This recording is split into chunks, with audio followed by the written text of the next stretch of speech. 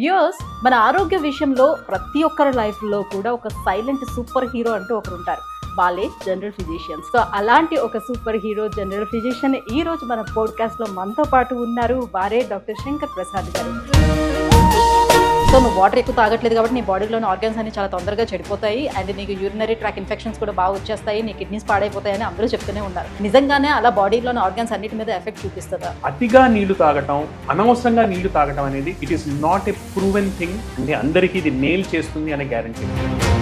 ఇప్పుడు weight loss అవుతామని చెప్పి వేడి నీళ్ళలో కూడా మళ్ళీ కొంచెం హనీ వేసుకుంటారు, లెమన్ వేసుకుంటారు. సో ఇలా తాగితే మంచిది అని చెప్పి చాలా యాడ్స్ కూడా మనం చూస్తూ ఉంటున్నాం. ఇది ఎంతవరకు నిజం? ఆయుర్వేదం ప్రకారం తేనెని హీట్ చేస్తే అది విషం అంటే. 2 తెలుగు రాష్ట్రాల్లో దొరికేటువంటి హనీలో 98% హీట్ చేసి పాశ్చరైజ్ చేసి వస్తున్నటువంటి హనీ, సూపర్ హీట్ చేసి కూల్ చేసినటువంటి హనీ వలన నష్టం కూడా ఉండేటువంటి అవకాశం. సో చల్ల పదార్థాలు తీసుకోవటం వలన తొందరగా ఆస్మా లాంటివి పెరగటం, అలర్జీస్ పెరగటం ఇలాంటివి జరుగుతాయి. చాలా మంది కాఫీ తాగకపోతే వెంటనే తలనొప్పి వస్తుంది, టీ తాగకపోతే వెంటనే తలనొప్పి వస్తుంది. మీరు రోజుకి 600-700 ml కాఫీ తాగారనుకో సడన్ గా ఆపడం వల్ల ఫిట్స్ రావచ్చు, హార్ట్ ఎరిథమియాస్ రావచ్చు. లేట్ అవర్స్ లోని తిని పడుకోవడం వల్ల కేవలం ఒబేసిటీ మాత్రమే వస్తుందా, లేకపోతే లివర్ కూడా డ్యామేజ్ అయ్యే అవకాశం ఉంటుందా? లేట్ అవర్స్ లో తిని పడుకోవటం అనేది it is definitely a dangerous habit. Cigarette తాగుతున్నారు, సిగరెట్ వల్ల క్యాన్సర్ రావచ్చు, క్యాన్సర్ వచ్చే అవకాశాలు బాగా పెరుగుతాయి. అలా అని సిగరెట్ తాగిన ప్రతి ఒక్కళ్ళు క్యాన్సర్ రాదు. 10 మంది తాగితే 7గురికి వస్తుంది, 3గురికి రాదు. తెలుస్తుంది ఏంటంటే వీళ్ళలో బీపీ ఎక్కువగా ఉంటుంది, వీళ్ళకి హార్ట్ అటాక్స్ వచ్చే ఛాన్సెస్ ఎక్కువగా ఉంటాయి, వీళ్ళకి పక్షవాతాలు వచ్చేటువంటి ఛాన్సెస్ ఎక్కువగా ఉంటాయి. రాత్రిపూట కంటిన్యూస్ గా వర్క్ చేయడం ఇది డెఫినెట్లీ ఎ బ్యాడ్ హ్యాబిట్. అంటే దాని వలన BP, sugar, cholesterol, thyroid, strokes. అంటే ఒకప్పుడు చక్కగా మట్టిలోకి వెళ్ళి బాగా ఆడుకొని వచ్చేవాళ్ళం కదా, సో అప్పుడు ఏం అయ్యేది కాదు. కానీ ఇప్పుడు మట్టిలో కూడా పిల్లల్ని పంపించట్లేదు, చాలా హైజీన్ అని మెయింటైన్ చేయాలని చూస్తున్నారు. అయినప్పటికీ కూడా వాళ్ళు సిక్ అవుతా వస్తున్నారు. ఎందుకని? యాక్చువల్లీ బాగా మట్టిలో దుమ్ములో ఆడుకునే వాళ్ళలో యాక్చువల్లీ అలర్జీస్ తక్కువ ఉంటాయి. నీట్ గా పెరిగి ఎప్పుడో ఒకసారి దుమ్ములో వెళ్ళే వాళ్ళకి అలర్జీస్ వస్తాయి. పారాసిటమాల్ వేసుకున్నారు పర్వాలేదు, కానీ మన వాళ్ళు అంతతో ఆగట్లా. మెడికల్ షాప్కి వెళ్ళి మంచి యాంటీబయాటిక్ ఇవ్వని అడుగుతారు, లేదా మెడికల్ షాప్ వాళ్ళే చెప్తారు ఇది వేసుకోండి యాంటీబయాటిక్, ఆ డాక్టర్ గారు ఎలాగైతే రాస్తారు వేసుకోండి. ఇది వెరీ డేంజరస్ హ్యాబిట్. యాంటీబయాటిక్స్ ఇష్టం వచ్చినట్టు ఎడాపెడా వాడటం వలన జరిగే నష్టం ఏంటంటే, నిజంగా ఈ జబ్బు ముదిరి హాస్పిటల్కి వెళ్లాల్సి వస్తే 2 రోజుల అడ్మిషన్లో మొత్తం బ్యాలెన్స్ అక్కడికక్కడ అయిపోతుంది. Hi, hello, welcome to healthy talks with Suji.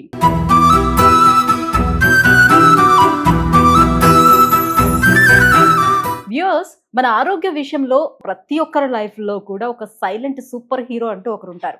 వాళ్ళే జనరల్ ఫిజిషియన్స్.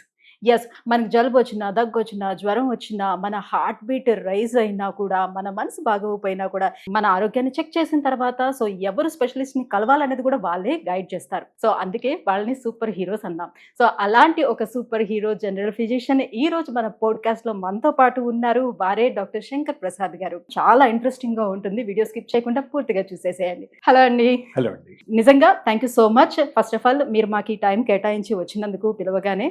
అండ్ ఇవాళ వీడియోలో సో ప్రతి ఒక్కరూ చేసేటువంటి చిన్న చిన్న మిస్టేక్స్ గురించి స్పెషల్గా మాట్లాడాలి అని అనుకున్నాను.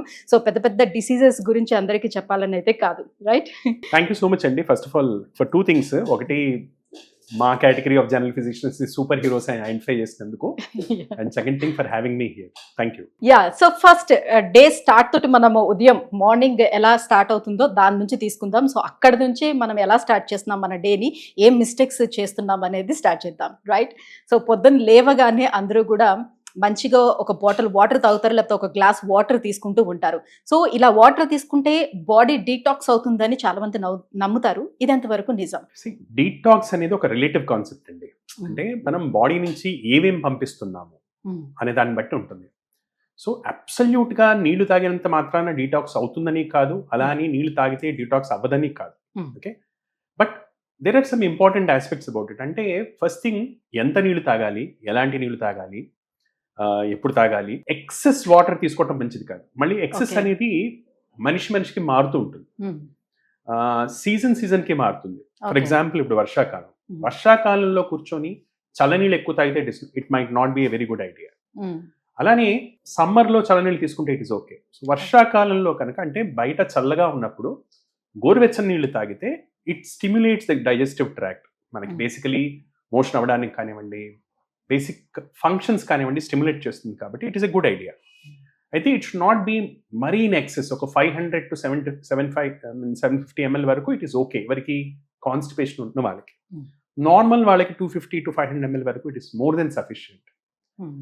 అంతేకాని అంతకంటే ఎక్కువ తీసుకోవటం, beyond season are beyond relevance తీసుకోవటం. ఇప్పుడు మనం దాహం అనే కాన్సెప్ట్ తీసుకున్నాం అనుకోండి, మీరు 10 మందిని చూస్తే 10 మందికి ఒకే రకమైన దాహం ఉండదు. Mm. కొంతమంది రోజంతా నీళ్లు తాగకపోయినా వాళ్ళకి ఎటువంటి ఇబ్బంది ఉండదు. అవును. వెరస్ కొంతమందికి ఒక గంట సేపు నీళ్లు తాగకపోయినా కూడా వేడి చేసినట్టు యూరిన్లో బర్నింగ్ ఇలా అనిపిస్తుంటుంది. Mm. సో వాళ్ళ శరీర తత్వాలని బట్టి, వాళ్ళ శరీర పరిస్థితిని బట్టి వాటర్ అనేది ఎక్కువ తక్కువ అవుతుంది. Okay. So one jacket does not fit all అండి. అంటే ఒకటే మినిమం size- క్వాంటిటీ ఇంత తీసుకోవాలని ఏమైనా ఉంటుందా? ఇప్పుడు 3 to 5 లీటర్స్ అంటా తీసుకోవాలి. సో నాకు దాహం ఉన్నా లేకపోయినా కూడా ఇప్పుడు ఏంటది టైం పెట్టుకుని మరి వాటర్ తీసుకోవడం అనేది స్టార్ట్ చేస్తున్నారు. దాహం లేనప్పుడు కూడా ఎందుకు తీసుకోవాలి? తీసుకోకపోతే ఏమవుతుంది? నేను అదే చెప్తున్నానండి, ఇట్ ఈస్ రాంగ్. ప్రతి మనిషి 3 to 5 లీటర్స్ తీసుకోవాలనే రూల్ కాదండి. Mm. ఇది ఎక్కడ కూడా ప్రూవ్ అయిన రూల్ కాదు, ఇది ఎక్కడైనా ఎస్టాబ్లిష్ అయిన సిస్టమ్ కాదు. ఫండమెంటలీ దాహం బట్టి తాగాల్సి ఉంటుంది. మన దాహం అనే సిస్టమ్ బాడీలో చాలా sensitive system. Mm. So osmolality అనే దాన్ని బ్రెయిన్ మెజర్ చేసి మనకి ప్రిసైజ్ గా చెప్తుంటుంది. 1 to 2 మిల్లీ ఆస్మోల్స్ తేడా వచ్చినా మనకి దాహం అనేది స్టిమ్యులేట్ అవుతుంది. సో యాక్చువల్ గా ప్రిసైజ్ గా అయితే కనుక మన దాహం బట్టి, మన యూరిన్ కలర్ బట్టి యాక్చువల్లీ మనం మానిటర్ చేసుకోవచ్చు. Mm. యూరిన్ డార్క్ ఎల్లో అవుతుంది అంటే మనకి నీళ్ళు ఎక్కువ తాగాలి అని అర్థం. దాహం వేస్తుంది అంటే నీళ్ళు తీసుకోవాలి అని అర్థం. దాహం లేదు, యూరిన్ నార్మల్ కలర్ లో ఉంది అంటే ఇట్ మీన్స్ యాక్చువల్లీ నీళ్ళు అవసరం లేదు అని అర్థం. ఓకే. సో ప్రతి ఒక్కళ్ళకు కూడా ఇది సేక్రోసాంక్ట్ రూల్ కాదండి, అందరూ 3 లీటర్లు తాగవలసిందే, 5 లీటర్లు తాగవలసిందే అనేది దట్స్ నాట్ కరెక్ట్. రెండవది పైపెచ్చు it can be dangerous also. For example heart patients అనుకుందాం, లేదా హార్ట్ ఫ్లూయిడ్ ని రీటైన్ చేసే కొన్ని మందులు ఉంటాయి, అటువంటి మందులు వేసుకున్న వాళ్ళు అనుకుందాం, రీనల్ ప్రాబ్లమ్స్ ఉన్న వాళ్ళు అనుకుందాం. వీళ్ళలో ఫ్లూయిడ్ అక్యూములేట్ అయ్యి హార్ట్కి ఇంకా స్ట్రెయిన్ అనేది పెరుగుతుంది. అలానే సోడియం ఎక్కువ తక్కువ అవుతున్న పేషెంట్స్ ఉంటారు చాలా మంది, పర్టికులర్లీ ఈ టెల్మాసార్టాన్ లాంటి మందులు వాడుతున్నటువంటి వాళ్ళు ఎండాకాలంలో. సో ఈ ఎక్సెస్ వాటర్ తీసుకోవటం వల్ల సోడియం డౌన్ అయ్యి దాని వలన మళ్ళీ బ్రెయిన్ కి డ్యామేజెస్ ఇలా అవుతాయి. ఓకే. సో ఏదన్నా కూడా గౌతమ బుద్ధుడు 2600 సంవత్సరాల క్రితం కనుక్కున్న సత్యం ఏదైతే ఉందో, ఈ ఎక్స్ట్రీమ్ కి వెళ్ళొద్దు, ఆ ఎక్స్ట్రీమ్ కి వెళ్ళొద్దు, Mm. మధ్య మార్గంలో నడవడం అనేది చాలా ఇంపార్టెంట్. ఇప్పటికి కూడా అదే రూల్ అండి. రైట్. సో ఫర్ సపోజ్ నేనే ఎగ్జాంపుల్గా తీసుకుంటే, నన్ను ఎగ్జాంపుల్గా తీసుకున్నప్పుడు నాకు చిన్నప్పటి నుంచి కూడా ఎక్కువగా వాటర్ తాగే అలవాటు లేదు. టు బి ఫ్రాంక్, నాకు దాహం అనిపిస్తే తప్పితే కానీ నేను వాటర్ తాగను. సో ఈవెన్ ఫుడ్ తీసుకున్న తర్వాత కూడా చాలా సేపటికి కానీ 2 hours కానీ నాకు దాహం అనిపించదు. పర్ డేలో మాక్సిమం చూసుకుంటే ఒక 1 లీటర్ తాగడం నాకు చాలా ఎక్కువ. సో నువ్వు వాటర్ ఎక్కువ తాగట్లేదు కాబట్టి నీ బాడీలోని ఆర్గన్స్ అన్ని చాలా తొందరగా చెడిపోతాయి, అండ్ నీకు యూరినరీ ట్రాక్ ఇన్ఫెక్షన్స్ కూడా బాగా వచ్చేస్తాయి, నీ కిడ్నీస్ పాడైపోతాయి అని అందరూ చెప్తూనే ఉన్నారు. బట్ నేను స్టిల్ నేను యాక్టివ్గానే ఉన్నాను, నా పని నేను చేసుకుంటున్నా, నాకు దాహం అనిపించినప్పుడే తాగుతున్నా. నిజంగానే అలా బాడీలోని ఆర్గన్స్ అన్నిటి మీద ఎఫెక్ట్ చూపిస్తుందా? నేను అదే చెప్తున్నానండి, ఇది ఇప్పుడు మెటబాలిజం అన్నది అందరికి ఒకటేలాగా మెటబాలిజం ఉండదండి. హై మెటబలైజర్స్ ఉంటారు, లో మెటబలైజర్స్ ఉంటారు. కొంతమందికి వాటర్ డిమాండ్ ఎక్కువ ఉంటుంది, కొంతమందికి వాటర్ డిమాండ్ చాలా తక్కువ ఉంటుంది. యాక్చువల్గా స్పీకింగ్ ఇండివిజువలైజ్ చేసి చూసుకోవడం అనేది కరెక్ట్. థర్స్ట్ అనేది ఎంట్రీ పాయింట్ దగ్గర మనకి సిస్టమ్ నేచర్ ఇచ్చినటువంటి చెక్ పాయింట్. దాహం వేస్తోంది అంటే బాడీలో డీహైడ్రేషన్ ఉంది, వాటర్ కావాలని అర్థం. ఎగ్జిట్ చెక్ పాయింట్, మనం ఇది ఏ ఫ్లూయిడ్ అన్నా తాగండి, అల్టిమేట్లీ అది బయటికి రావాల్సింది యూరిన్లో నుంచి. యూరిన్ కలర్ డార్క్ అవుతోంది అంటే దట్ అగైన్ మీన్స్ దట్ మనకి డిహైడ్రేషన్ వస్తుంది అని అర్థం. Entry check point, exit check point చేసుకుంటే 99.9% టైమ్స్ వీఆర్ రైట్ అండి. ఓకే. ఓన్లీ 1 in 1000 దీనికి ఎక్సెప్షన్ ఉండొచ్చు rules, but most of the times అతిగా నీళ్లు తాగటం, అనవసరంగా నీళ్లు తాగటం అనేది it is not a proven thing and it is not necessary that it should be helpful for everyone. అంటే అందరికీ ఇది మేల్ చేస్తుంది అనే గ్యారంటీ లేదు. అతిగా నీళ్లు తాగటం, మన శరీర పరిస్థితిని చూసుకోకుండా నీళ్లు తాగడం అనేది it is not a very scientific idea అండి. అంటే అది ప్రతిసారి హెల్ప్ చేస్తున్నటువంటి గ్యారంటీ అయితే ఉండదు. రైట్. మరి సార్, కొంతమంది మార్నింగ్ లేచిన తర్వాత ఇప్పుడు వెయిట్ లాస్ అవుతామని చెప్పి వేడి నీళ్ళలో కూడా మళ్ళీ కొంచెం హనీ వేసుకుంటారు, లెమన్ వేసుకుంటారు. సో ఇలా తాగితే మంచిది అని చెప్పి చాలా యాడ్స్ కూడా మనం చూస్తూ ఉంటున్నాం. ఇది ఎంతవరకు నిజం? అండ్ ఓవరాల్ గా కూడా డే మొత్తంలో, అది సమ్మర్ కానివ్వండి, వింటర్ కానివ్వండి, ఎప్పుడైనా సరే, ఏ సీజన్ లో అయినా సరే, వేడి నీళ్ళు కంటిన్యూస్ గా తాగితే ఫ్యాట్ లాస్ అవుతుంది కాబట్టి ఒక ఫ్లాస్క్ లోని వేడి నీళ్ళు పట్టుకొని వెళ్తూ ఉన్నారు. సో అలా చేయొచ్చు అంటారా? ఇప్పుడు ఇది నిజమో అబద్ధమో అని చెప్పే ముందర మనం ఫస్ట్ ఆఫ్ ఆల్ నిజాన్ని అర్థం చేసుకోవాలండి. అంటే మోడర్న్ మెడిసిన్ అనేది ఎవిడెన్స్ బేస్డ్ మెడిసిన్ గురించి ఆలోచిస్తుంది ఎక్కువగా. అంటే దీని గురించి ఎన్ని అధ్యయనాలు జరిగాయి, ఇది అంత ప్రూవ్ అయింది, ఆ ప్రూఫ్ యొక్క క్వాలిటీ ఏంటి, ఒక ర్యాండమైజ్ కంట్రోల్ ట్రయల్ జరిగిందా, లేదా ఓన్లీ ఒక కేస్ కంట్రోల్ కొహార్ట్ జరిగిందా, ఇది అనెక్డోటల్ ఎవిడెన్స్. రకరకాల లెవెల్స్ ఆఫ్ సత్యం అనేది ఉంటాయి మోడర్న్ మెడిసిన్ ప్రకారం. మనం ట్రెడిషనల్ సిస్టమ్స్ చూసామని అనుకోండి, లెట్స్ సే ఆయుర్వేదం లాంటి సిస్టమ్ చూసామనుకోండి, దానికి వేరే కైండ్ ఆఫ్ బిలీఫ్ సిస్టమ్ ఉంటుంది. దీనికి నిజంగా ఏదైనా ఋషి చెప్పాడా, కన్సిస్టెంట్ గా ఇదే విషయం అన్ని టెక్స్ట్ బుక్లు చెప్పుకుంటూ వచ్చారా, ఇలా వేరే కైండ్ ఆఫ్ సిస్టమ్ ఉంటుంది. సో అందరికీ సంబంధించిన ఒకే కామన్ సత్యం ఉండకపోవచ్చు. ఇక్కడ జరుగుతుంది ఏంటంటే భారతదేశంలో 6 సిస్టమ్స్ ఆఫ్ మెడిసిన్ ఉన్నాయి విచ్ ఆర్ లీగల్. సో ఒక్కొక్కళ్ళు ఒక్కొక్కటి చెప్తుంటారు. అంటే వీళ్ళ ఒపీనియన్ అది, వాళ్ళ ఒపీనియన్ ఇది, వీళ్ళ ఒపీనియన్ ఇది, వీళ్ళ ఒపీనియన్ ఇది. దీంట్లో సత్యమేది అన్నది నిజంగా భగవంతుడికి తెలియాలి. అంటే దానికి ఒక సెపరేట్ ఇన్స్టిట్యూట్ పెట్టి నిజంగా రీసెర్చ్ చేసి వీటిలో నిజంగా సత్యమేది అని తేల్చాల్సినటువంటి పరిస్థితి నిజంగా ఉంది. సో ఎవరి పర్స్పెక్టివ్ మాట్లాడుతున్నామో అనేటువంటి క్లారిటీ మనకు ఉండాల్సి ఉంటుంది. దెన్ మీరు అడిగినటువంటి ప్రశ్న, వేడి నీళ్లు తాగటం వల్ల ఫ్యాట్ కరుగుతుందా అంటే, వేడి నీళ్లు తాగటం వలన మెటబాలిజం మైల్డ్గా స్టిమ్యులేట్ అవుతుంది. మైల్డ్గా మెటబాలిజం స్టిమ్యులేట్ అవటం వలన ఇప్పుడు మన ఫ్యాట్ అనేది ఉంది, బాడీలో ఫ్యాట్ అనేది మనం తింటున్న క్యాలరీస్ అన్ని, ఖర్చు పెడుతున్న క్యాలరీస్ అన్ని, ఈ రెండిటిలో ఏదైతే మిగులుతుందో, నేను 200 క్యాలరీస్ తిన్నాను, 180 క్యాలరీస్ ఖర్చు పెట్టాను, 20 క్యాలరీస్ మిగిలాయి. ఈ 20 క్యాలరీస్ బాడీ ఫ్యాట్లా మార్చుకుంటుంది. సో క్యాలరీ బ్యాలెన్స్ని బట్టి మనిషి ఫ్యాట్ అనేది వస్తుంది. వేడి నీళ్లు తాగటం వలన 2-3 విషయాలు జరుగుతాయి. ఒకటి, మైల్డ్గా బేసల్ మెటబాలిజం స్టిమ్యులేట్ అవుతుంది. సో బేసల్ మెటబాలిజం అంటే మన బాడీని మెయింటైన్ చేసుకోవడానికి యాజ్ ఇఫ్ బాడీలో ఒక అగ్ని అనేది మండుతూ ఉంటుంది అనమాట, బాడీ టెంపరేచర్ మెయింటైన్ చేయడానికి. సో ఈ బేసల్ మెటబాలిజం మెయింటైన్ చేయడానికి కొన్ని క్యాలరీస్ ఖర్చు అవుతుంది. సో కొద్దిపాటి ఖర్చు జరుగుతుంటుంది. మీరు ఎలా అయితే ఇంట్లో ఒక 5 వాట్ బల్బ్ వేసి ఉంచారు ఎప్పటికీ, దానివల్ల కొంచెం కరెంట్ కన్జంప్షన్ జరుగుతుంది. ఇది కూడా అలానే. బట్ డ్రమాటిక్గా అయిపోతుందా అంటే అవ్వదు. మన బేసల్ మెటబాలిజం ఒక 20% ఆఫ్ ఎనర్జీని కన్జ్యూమ్ చేసుకుంటుంది, 20 to 30% అనుకుంటుంది. దాంట్లో ఇది ఒక 5 to 10% పెంచుతుంది. సో ఒక 50 క్యాలరీస్ 100 క్యాలరీస్ వరకు బర్నింగ్ హెల్ప్ చేస్తుంది. రెండవది, అపార్ట్ ఫ్రమ్ దిస్, మోషన్ అనే ప్రక్రియని హెల్ప్ చేస్తుంది. ఇంటెస్టినల్ మూమెంట్ ఎప్పుడు కూడా హీట్ తోటి ఇంటెస్టినల్ మూమెంట్ అనేది పెరుగుతుంది. వేడి పదార్థం అనేది ఇంటెస్టినల్ మూమెంట్ ని పెంచుతుంది. దాని వలన మోషన్ అవ్వని వాళ్ళకి మోషన్ అవ్వటము, తద్వారా చాలా మందికి ఏంటంటే ఏదైనా వేడి తాగితే తప్ప మోషన్ అవ్వదు. అటువంటి వాళ్ళకి ఇది హెల్ప్ చేస్తుంది. తద్వారా డీటాక్స్ అనేది జరుగుతుంది. డీటాక్స్ అంటే చూడండి, మన డైలీ డీటాక్స్ ఏంటండి అసలు బాడీకి? మెయిన్ డీటాక్స్ మెకానిజమ్స్ మోషన్కి వెళ్ళటము, యూరిన్ పాస్ చేయటము, స్వెట్ అనేది అవ్వటం. These are daily detoxes. మన బాడీ టాక్సిన్స్ ని మనం ఏదైతే తింటున్నామో, ఎక్కడ పడితే అక్కడ తింటున్నాము, చెత్తా చెదారాలన్నీ లిటరలీ లోపల వేసుకుంటున్నాము, ఇవి బయటికి ఎలా వెళ్తాయి? ఏదర్ మన లివర్ ప్రాసెస్ చేసి మోషన్ ద్వారా అన్న పడేస్తుంది, మన కిడ్నీ ప్రాసెస్ చేసి యూరిన్ ద్వారా అన్న పడేస్తుంది, మన స్కిన్ ప్రాసెస్ చేసి స్వెట్ ద్వారా అన్న బయటికి పడేస్తుంది. సో వీటిని స్టిమ్యులేట్ చేస్తుంది టు సమ్ డిగ్రీ. అంతవరకు డీటాక్స్ జరుగుతుంది. Detox as sounds logical, weight loss very minor degree, కానీ not the major way. Only వేడి నీళ్ళు తాగేసేస్తే సన్నబడిపోతాం అనేది కొంచెం ఓవర్ ఎగ్జాజరేషన్ అయి ఉండొచ్చు. అంటే ఇప్పుడు పొద్దున్నే లేచి ఆ పరగడుపులో మీరు తేనె వేయటం వల్ల, సో షుగర్స్ ఉంటుంది కదా, ఆ పరగడుపున అట్లా షుగర్స్ తీసుకోవటం వల్ల ఎఫెక్ట్ ఏమి ఉండదు అంటారా? అగైన్ మళ్ళీ దీని మీద డిఫరెంట్ ఒపీనియన్స్ ఉంటాయి. ఇప్పుడు let's say from modern medicine perspective మాట్లాడడం, తేనెలో ప్రిడామినెంట్ గా ఉండేది డిఫరెంట్ టైప్స్ ఆఫ్ షుగర్స్, అంటే నాన్ గ్లూకోజ్ షుగర్స్, ఫ్రక్టోస్ ఎక్కువగా ఉంటుంది. At the same time various antioxidants ఉంటాయి. బట్ ఏ తేనె గురించి మాట్లాడుతున్నాం మనము? ఒక తేనెటీగ గనక అడవిలో ఉండి, అడవిలో రకరకాల చెట్ల దగ్గరికి వెళ్ళి ఆ చెట్టులో ఉన్న సారాన్నంతా తీసుకొచ్చి అది తేనె తొట్టలో పెట్టుకుంటే అప్పుడు ఆ తేనె లోపల ఉండేటువంటి హనీలో యాంటాక్సిడెంట్స్ రిచ్ గా ఉంటుంది, స్వచ్ఛమైన తేనె. బట్ మనం ర్యాండమ్ గా సూపర్ మార్కెట్ లోకి వెళ్తాం, ఓ 200 రూపాయల్లో తేనె బాటిల్ ఉంటుంది, క్లియర్ గా ఉంటుంది, స్వచ్ఛంగా ఉంటుంది తేనె, చూస్తాం, తీసుకుంటాం, వాడతాం. అది ఎక్కడి నుంచి ప్రొడ్యూస్ అవుతోంది? ఇది కల్చర్డ్ హనీ.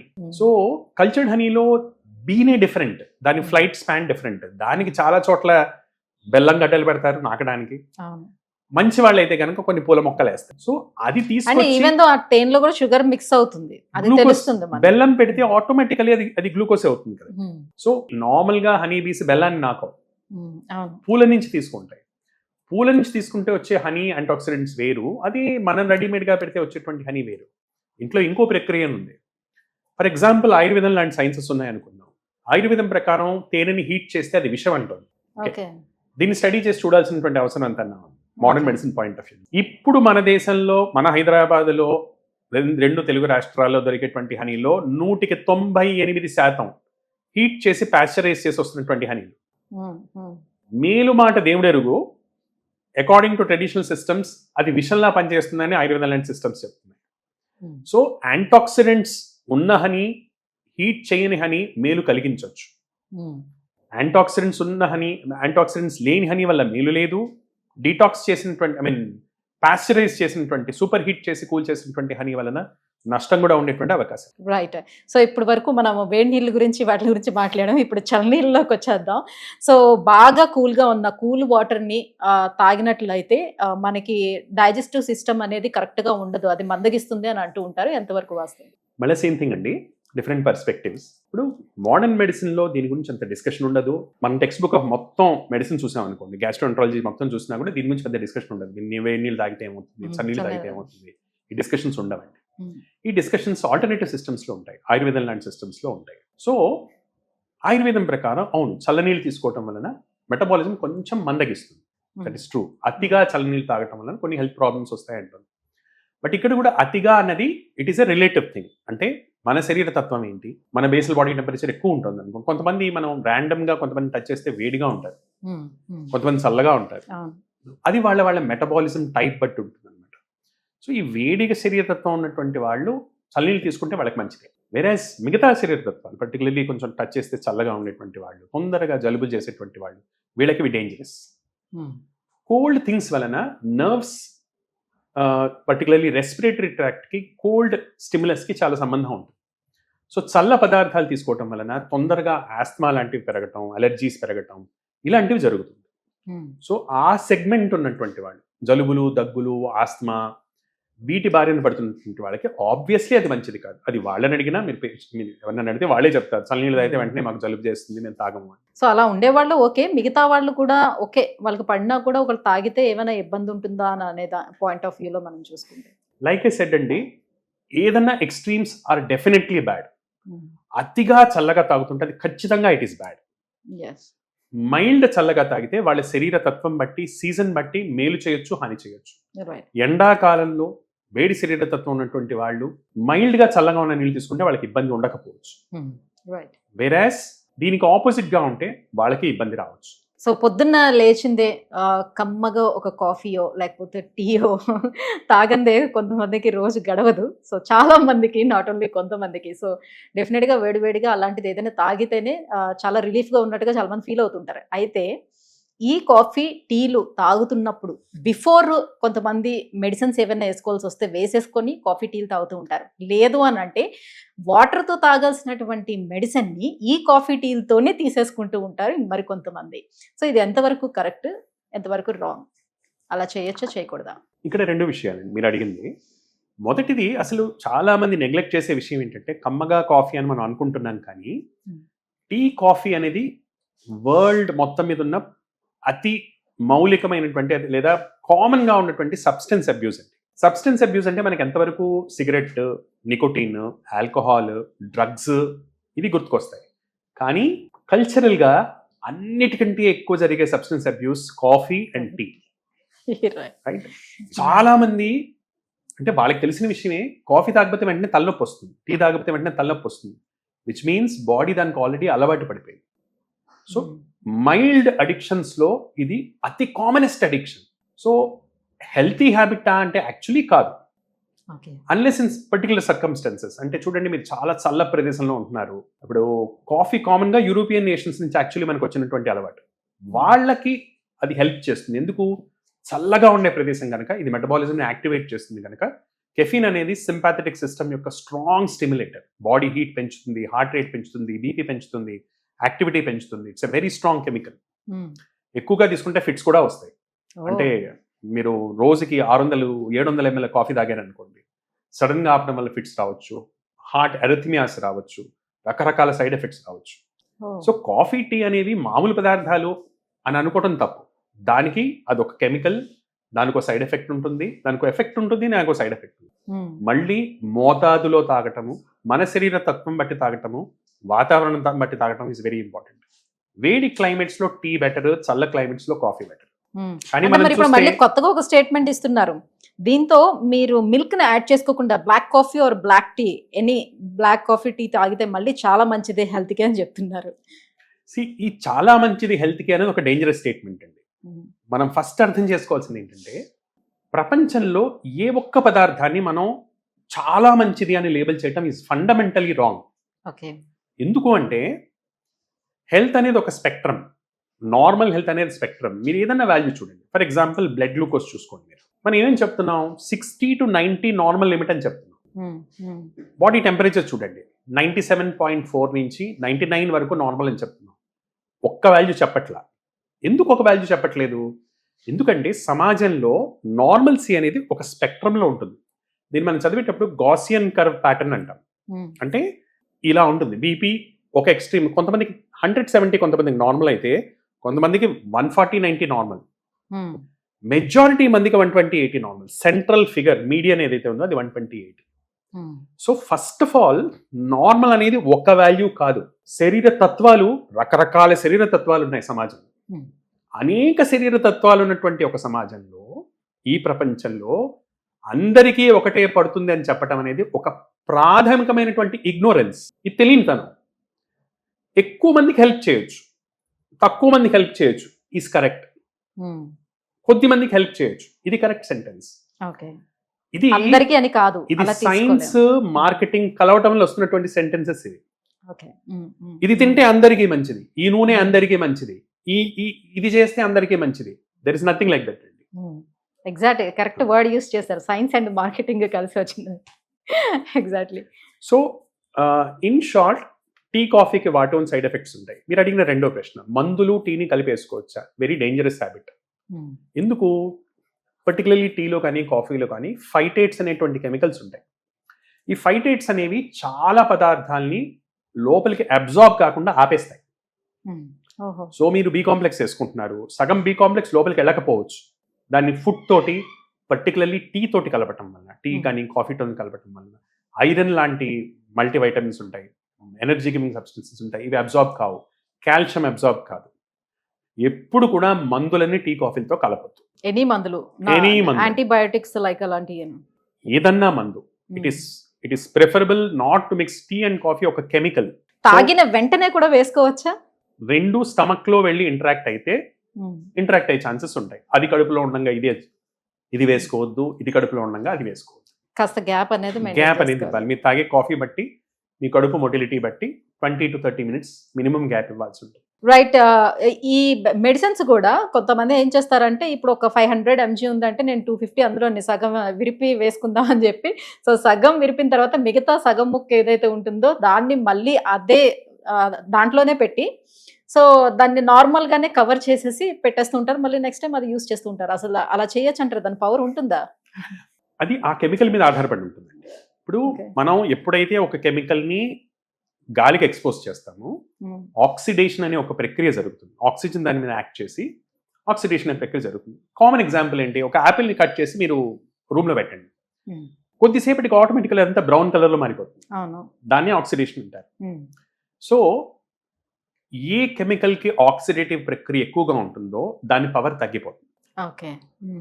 ఏ కెమికల్ కి ఆక్సిడేషన్ అనేది ఎక్కువగా ఉండదో ఏమీ కాదు, హ్యాపీగా వేసుకోవచ్చు. సో అది కెమికల్ టు కెమికల్ మారుతుంది. ఒక బండ గుర్తు, దేన్ని ఫ్యాట్స్ తో తయారు చేస్తారు, లేదా ఫ్యాట్ సాల్యుబిలిటీ దేనికైతే ఉంటుందో దానికి పొటెన్సీ తగ్గే ఛాన్సెస్ ఎక్కువ ఉంటాయి. For example vitamin A, vitamin D, vitamin E, ఇలాంటి వాటిని ఎక్స్పోజ్ చేసి పెట్టడం అంత మంచిది కాదు. మిగతా వాటిని ఎక్స్పోజ్ చేసి పెట్టినా పెద్దగా తేడా పడకపోవచ్చు. ఇలానే మిగతా డ్రగ్స్కి లిపిడ్ సాల్యుబిలిటీ ఉన్నవి, లిపిడ్స్ ఉన్నటువంటి డ్రగ్స్ని జనరల్గా ఎక్స్పోజ్ చేసి పెట్టడం అనేది it's not a good thing. Oxidise అవుతాయి కనుక. రైట్. సో ఇంకొంతమంది ఇప్పుడు పిల్లలకి మెడిసిన్స్ టాబ్లెట్స్ ఇవ్వాలి పర్టికులర్గా అనుకునేటప్పుడు, ఆ టాబ్లెట్స్ని వాటర్లో మిక్స్ చేసేసి ఇస్తారు. అది కూడా కొంచెం చేదుగా ఉంటుందని అది ఇచ్చిన వెంటనే కూడా వాళ్ళు షుగర్స్ లాంటివి నోట్లో వేస్తూ ఉంటారు. అలా చేయొచ్చా? షుగర్స్ని ఇది సైంటిఫిక్గా కూడా ఇప్పుడు మనం సిరప్స్ అని చేస్తున్నారు. పిల్లలకి ఇచ్చేటప్పుడు పర్టికులర్లీ సిరప్ సొల్యూషన్స్ చేస్తారు. సో సిరప్ సొల్యూషన్ లాగా చేయటం అనేది సైన్స్ కూడా చేస్తుంది కొంతవరకు. సో చేదు మందుల్ని అది వేయడానికి తప్ప ఇంకో దారి ఉండదు గనక సిరప్ అనే బేస్లో ఇవ్వాల్సి వస్తుంది. దాని వలన సైడ్ ఎఫెక్ట్ ఉండదా అంటే ఉంటుంది. ఫర్ ఎగ్జాంపుల్ ఏదైనా స్వీట్ పదార్థం మీరు తీసుకున్నారు, పిల్లలకి జలుబు దగ్గు కోసం మనం ఇస్తున్నాం, మీరు షుగర్తో పాటు ఇచ్చారు, కొద్దిపాటి మ్యూకస్ సెక్రీషన్స్ పెరుగుతాయి, జలుబు కొంచెం పెరుగుతుంది. సో ఆస్మా ఉంది, ఆస్మాలో ఇస్తున్నాం మనం, కొంచెం ఆయాసం అనేది పెరుగుతుంది. బట్ అది నెసెసరీ ఈవిల్ అంటే లేకపోతే అసలు పిల్లలు వేసుకోరు.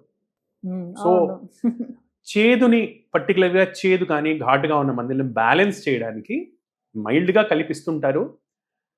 ఇఫ్ పాసిబుల్ లేకుండా ఇవ్వచ్చు, లేదంటే కనుక పర్టికులర్లీ పిల్లల విషయంలో కలిపించిన అట్లీస్ట్ మందు అయితే లోపలికి వెళ్తుంది కనుక దీన్ని అది కొంచెం న్యూట్రలైజ్ చేస్తుంది. రైట్. టీ కాఫీల విషయానికి వచ్చేటప్పుడు చాలా మంది టీ కాఫీలు తాగిన వెంటనే కూడా యూరిన్కి పోతూ ఉంటారు. సో వాళ్ళకి ఏంటి ఇప్పుడు షుగర్ ఉన్నట్టు అని అనుకోవాలా? కొంతమంది అంటారు మేము అలా అనుకొని టెస్టులు చేయించుకున్నా కూడా మాకు ఏమీ డిటెక్ట్ అవ్వలేదు, సో షుగర్ ఉన్నట్టుగా. ఎందుకు ఇలా అస్తమాటికి వస్తూ ఉంటుంది? టీలో టీ కానీ కాఫీ కానివ్వండి 2 రకాలుగా యూరిన్ని ఇంక్రీజ్ చేస్తుంది. నెంబర్ 1 ఇవి డయూరిటిక్స్. టీ ముఖ్యంగా చాలా it's a very strong diuretic. అంటే లిటరల్లీ కిడ్నీని కొంచెం పిండి కొంచెం ఎక్కువ వాటర్ వచ్చేటట్టు చేస్తుంది. సో ఎక్కువ ఈ మూత్రం తయారయ్యేటట్టు చేసే గుణము టీ కాఫీలో ఉన్నాయి ప్రాథమికంగా. ఇది కాకుండా బ్లాడర్ యాక్టివిటీని కూడా కొంచెం యాక్టివేట్ చేస్తుంది. అంటే స్మూత్ మజిల్ని కూడా, ఫర్ ఎగ్జాంపుల్ చూడండి, టీ అనేది డయేరియాలో చాలా మంచి మందు, లూజ్ మోషన్స్ అవుతున్నాయి, చాలా మంచి మందు. అలానే ఒకళ్ళకి ఆస్మా ఉంది, వాళ్ళకి ఇట్స్ ఎ గుడ్ మెడిసిన్. అంటే స్మూత్ మజిల్ మీద దాని యాక్షన్ ఉంటుంది, స్మూత్ మజిల్ని కొంచెం రిలాక్స్ అయ్యేటట్టు చేస్తుంది. సో దాని వలన కొంచెం ఈ ప్రాస్టేట్ ప్రాబ్లమ్స్ ఉన్నటువంటి వాళ్ళు, మిగతా ఎల్డర్లీ వాళ్ళలో యూరిన్ కొంచెం ఆల్టర్ అయినట్టు, యూరిన్ సెన్సేషన్ వచ్చినట్టు అలాంటి ఇది వస్తుంది. సో దాని మజిల్ మీద యాక్షన్ వలన ప్లస్ డైరెటిక్ యాక్షన్ వలన యాక్చువల్గా అవి మూత్రం ఎక్కువ అయ్యేటట్టు చేస్తాయి. అయితే జరిగేది ఏంటంటే రోజు మీరు 4 టీలు తాగుతున్నారు అనుకోండి, బాడీ అలవాటు పడిపోతుంది దానికి. మీరు అదే వారం రోజులు గ్యాప్ ఇచ్చి చూడండి, మళ్ళీ మీకే తెలుస్తుంది టీ తాగంగానే వెంటనే యూరిన్ వస్తుంది అని. దీన్ని టాకిఫైలాక్సిస్ అంటాం. అంటే ఒక పదార్థాన్ని మళ్ళీ మళ్ళీ తీసుకోవటం వలన శరీరం దానికి అలవాటు పడి దాని గుణం అనేది మనకు కనపడుతుంది. సో డైలీ తాగే వాళ్ళకి ఇది కనపడకపోవచ్చు, బట్ సడన్ గా మీరు డోస్ పెంచారు, లేదా చల్లబడినప్పుడు తీసుకున్నారు, లేదా స్ట్రాంగ్ టీ తీసుకున్నారు, అప్పుడు మళ్ళీ ఆ యాక్షన్ కనపడుతుంది. ఇప్పుడు జనరల్లీ మోషన్స్ అవుతుండేటప్పుడు ఘన పదార్థాలు ఏమీ తీసుకోలేము, తీసుకుంటే మళ్ళీ నేను బాత్రూమ్ పరిగెట్టాల్సి వస్తుంది, నాకు చాలా ఇబ్బంది అవుతుంది అని చెప్పి చాలా మంది ఫుడ్ని అవాయిడ్ చేస్తారు, లిక్విడ్స్ మాత్రమే తీసుకోవాలనుకుంటారు. ఆ లిక్విడ్స్లో కూడా ఇప్పుడు టీ కాఫీలు తీసుకోవద్దు, అప్పుడు చాలా ఎక్కువ ఇబ్బంది అవుతుంది అంటారు. యాజ్ వెల్ యాజ్ మజ్జిగ ఇస్తూ ఉంటారు మంచి చేస్తుందని, కానీ కొంతమంది చెప్తారు మజ్జిగ కూడా ఇవ్వకూడదు, సో దానివల్ల కూడా మోషన్స్ ఇంకా ఎక్కువ అవుతాయని అంటారు. నిజమేనా? According to modern medicine, glucose and salt కలిపినటువంటి ఏ ఫ్లూయిడ్ అన్నా సరే యాక్చువల్గా లూజ్ మోషన్స్లో హెల్ప్ చేస్తుంది. ఓఆర్ఎస్ అనేది అదే ప్రిన్సిపల్ మీద ఆధారపడింది. సూపర్ ఓఆర్ఎస్ అంటాం, దాంట్లో స్టార్చ్ అనేది యాడ్ చేస్తాం, అంటే ప్రాక్టికలీ గంజి లాంటిది యాడ్ చేస్తే అది సూపర్ ఓఆర్ఎస్ అవుతుంది. మజ్జిగలో ఇక్కడ సాల్ట్ యాడ్ చేసిన మజ్జిగలో సాల్ట్ ఉంటుంది, షుగర్స్ కొద్ది లెవెల్లో ఉంటాయి, ప్రోబయోటిక్స్ ఉంటాయి, అంటే హెల్తీ బ్యాక్టీరియా కావాల్సినటువంటి ఆహారము, అలానే కొన్ని హెల్తీ బ్యాక్టీరియా ఉంటాయి. అందువలన మజ్జిగ actually is a good thing loose motions అవుతున్నప్పుడు. బట్ మజ్జిగ అంటే మనం పెరుగుని నార్మల్గా మజ్జిగలు అంటే ఈ మధ్యలో మనం ఏం చేస్తామంటే పెరుగు తీసుకొని దాంట్లో కొంచెం నీళ్ళు వేసి ఓ చెంచాతో ఇలా తిప్పి ఇస్తాం. అది దాంట్లో ఫ్యాట్ ఉంటుంది, అది హోల్ మిల్క్ అయితే కనుక. ఫ్యాటీ ఫుడ్స్తో చేసిన, అంటే ఫ్యాట్ అన్నది డైజెస్ట్ అవ్వడానికి ఇంకా డిఫికల్ట్ లూజ్ మోషన్స్లో. సో మీరు కనుక హోల్ మిల్క్తో చేసిన మజ్జిగని ఇలా చెంచాతో ఇలా తిప్పేసి కొంచెం నీళ్ళలు పోసి తీసుకుంటే కనుక లూజ్ మోషన్స్ పెంచేటువంటి అవకాశం ఉంటుంది. వేరాజ్ మీరు చిలికి నీళ్లు కలిపి వెన్న తీసేసి అప్పుడు మజ్జిగ సాల్ట్ యాడ్ చేసేస్తే అది హెల్ప్ చేసే అవకాశం చాలా ఎక్కువ. And according to traditional sciences, ఆయుర్వేదం లాంటి శాస్త్రాల ప్రకారం మజ్జిగ is very good for loose motions. So tea కాఫీలు అయితే అవాయిడ్ చేసుకోవాలి ఆ టైంలో. మిల్క్ అనేది it's not a good thing అండి లూజ్ మోషన్స్లో. చాలా మందికి లాక్టోజ్ ఇంటాలరెన్స్ అనేది ఉంటుంది. సో లూజ్ మోషన్స్ అవుతున్నప్పుడు పాలతో చేసిన పదార్థాలు, పాలతో చేసిన టీ కానివ్వండి, పాలతో చేసిన కాఫీ కానివ్వండి, ఎక్కువ మందిలో లూజ్ మోషన్స్ని పెంచుతాయి. మజ్జిగకు ఆ గుణం ఉండదు, ఆల్దో మిల్క్ నుంచే తయారైనా, బికాస్ అది అసిడిక్ అయింది, దాని మీద ఫర్మెంటేషన్ జరిగింది, దాని మొత్తం pH మారిపోయింది. సో మిల్క్తో చేసిన టీ గురించి నో. టీ డికాక్షన్కి మైల్డ్ ఎఫెక్ట్ అయితే ఉంటుంది, ఇంటెస్టినల్ మూవ్మెంట్ని తగ్గించేటువంటి మైల్డ్ ఎఫెక్ట్ అయితే ఉంటుంది.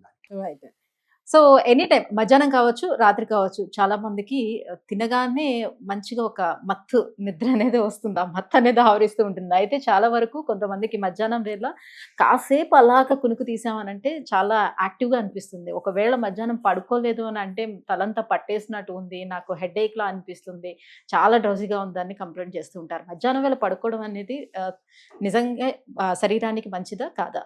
అగైన్ అండి, ఇప్పుడు from a modern medicine perspective ఇలాంటి ఎన్నో ఇష్యూస్ గురించి ఆన్సర్స్ వెతుకుతున్నారు world over.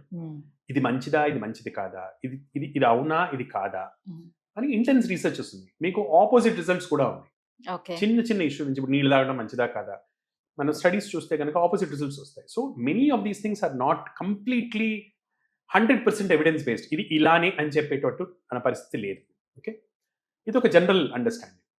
But if you look in to it, let's say ఆయుర్వేదం లాంటి సైన్సెస్ తీసుకుంటాం, మధ్యాహ్నం పడుకోవడం అనేది ఓన్లీ కొద్ది సిచ్యువేషన్స్లో హెల్తీ అని చెప్తాయి ట్రెడిషనల్ సైన్సెస్, మెయిన్లీ ఆయుర్వేదం లాంటి శాస్త్రాలు. ఎప్పుడు చిన్నపిల్లలకి, పెద్దవాళ్ళకి, అంటే మోర్ దెన్ 70 years వాళ్ళకి, రిటైర్డ్ లైఫ్ ఉన్నటువంటి వాళ్ళకి, ఎండాకాలంలో ప్రెగ్నెంట్ ఉమెన్, అంటే ఎవరి స్టామినా అయితే తక్కువ, ఎవరికైతే శరీరం కొంచెం వీక్గా ఉంటుంది, బలహీనంగా ఉంటుందో వాళ్ళకి మధ్యాహ్నం రెస్ట్ పడుకోవడం అనేది హెల్తీ.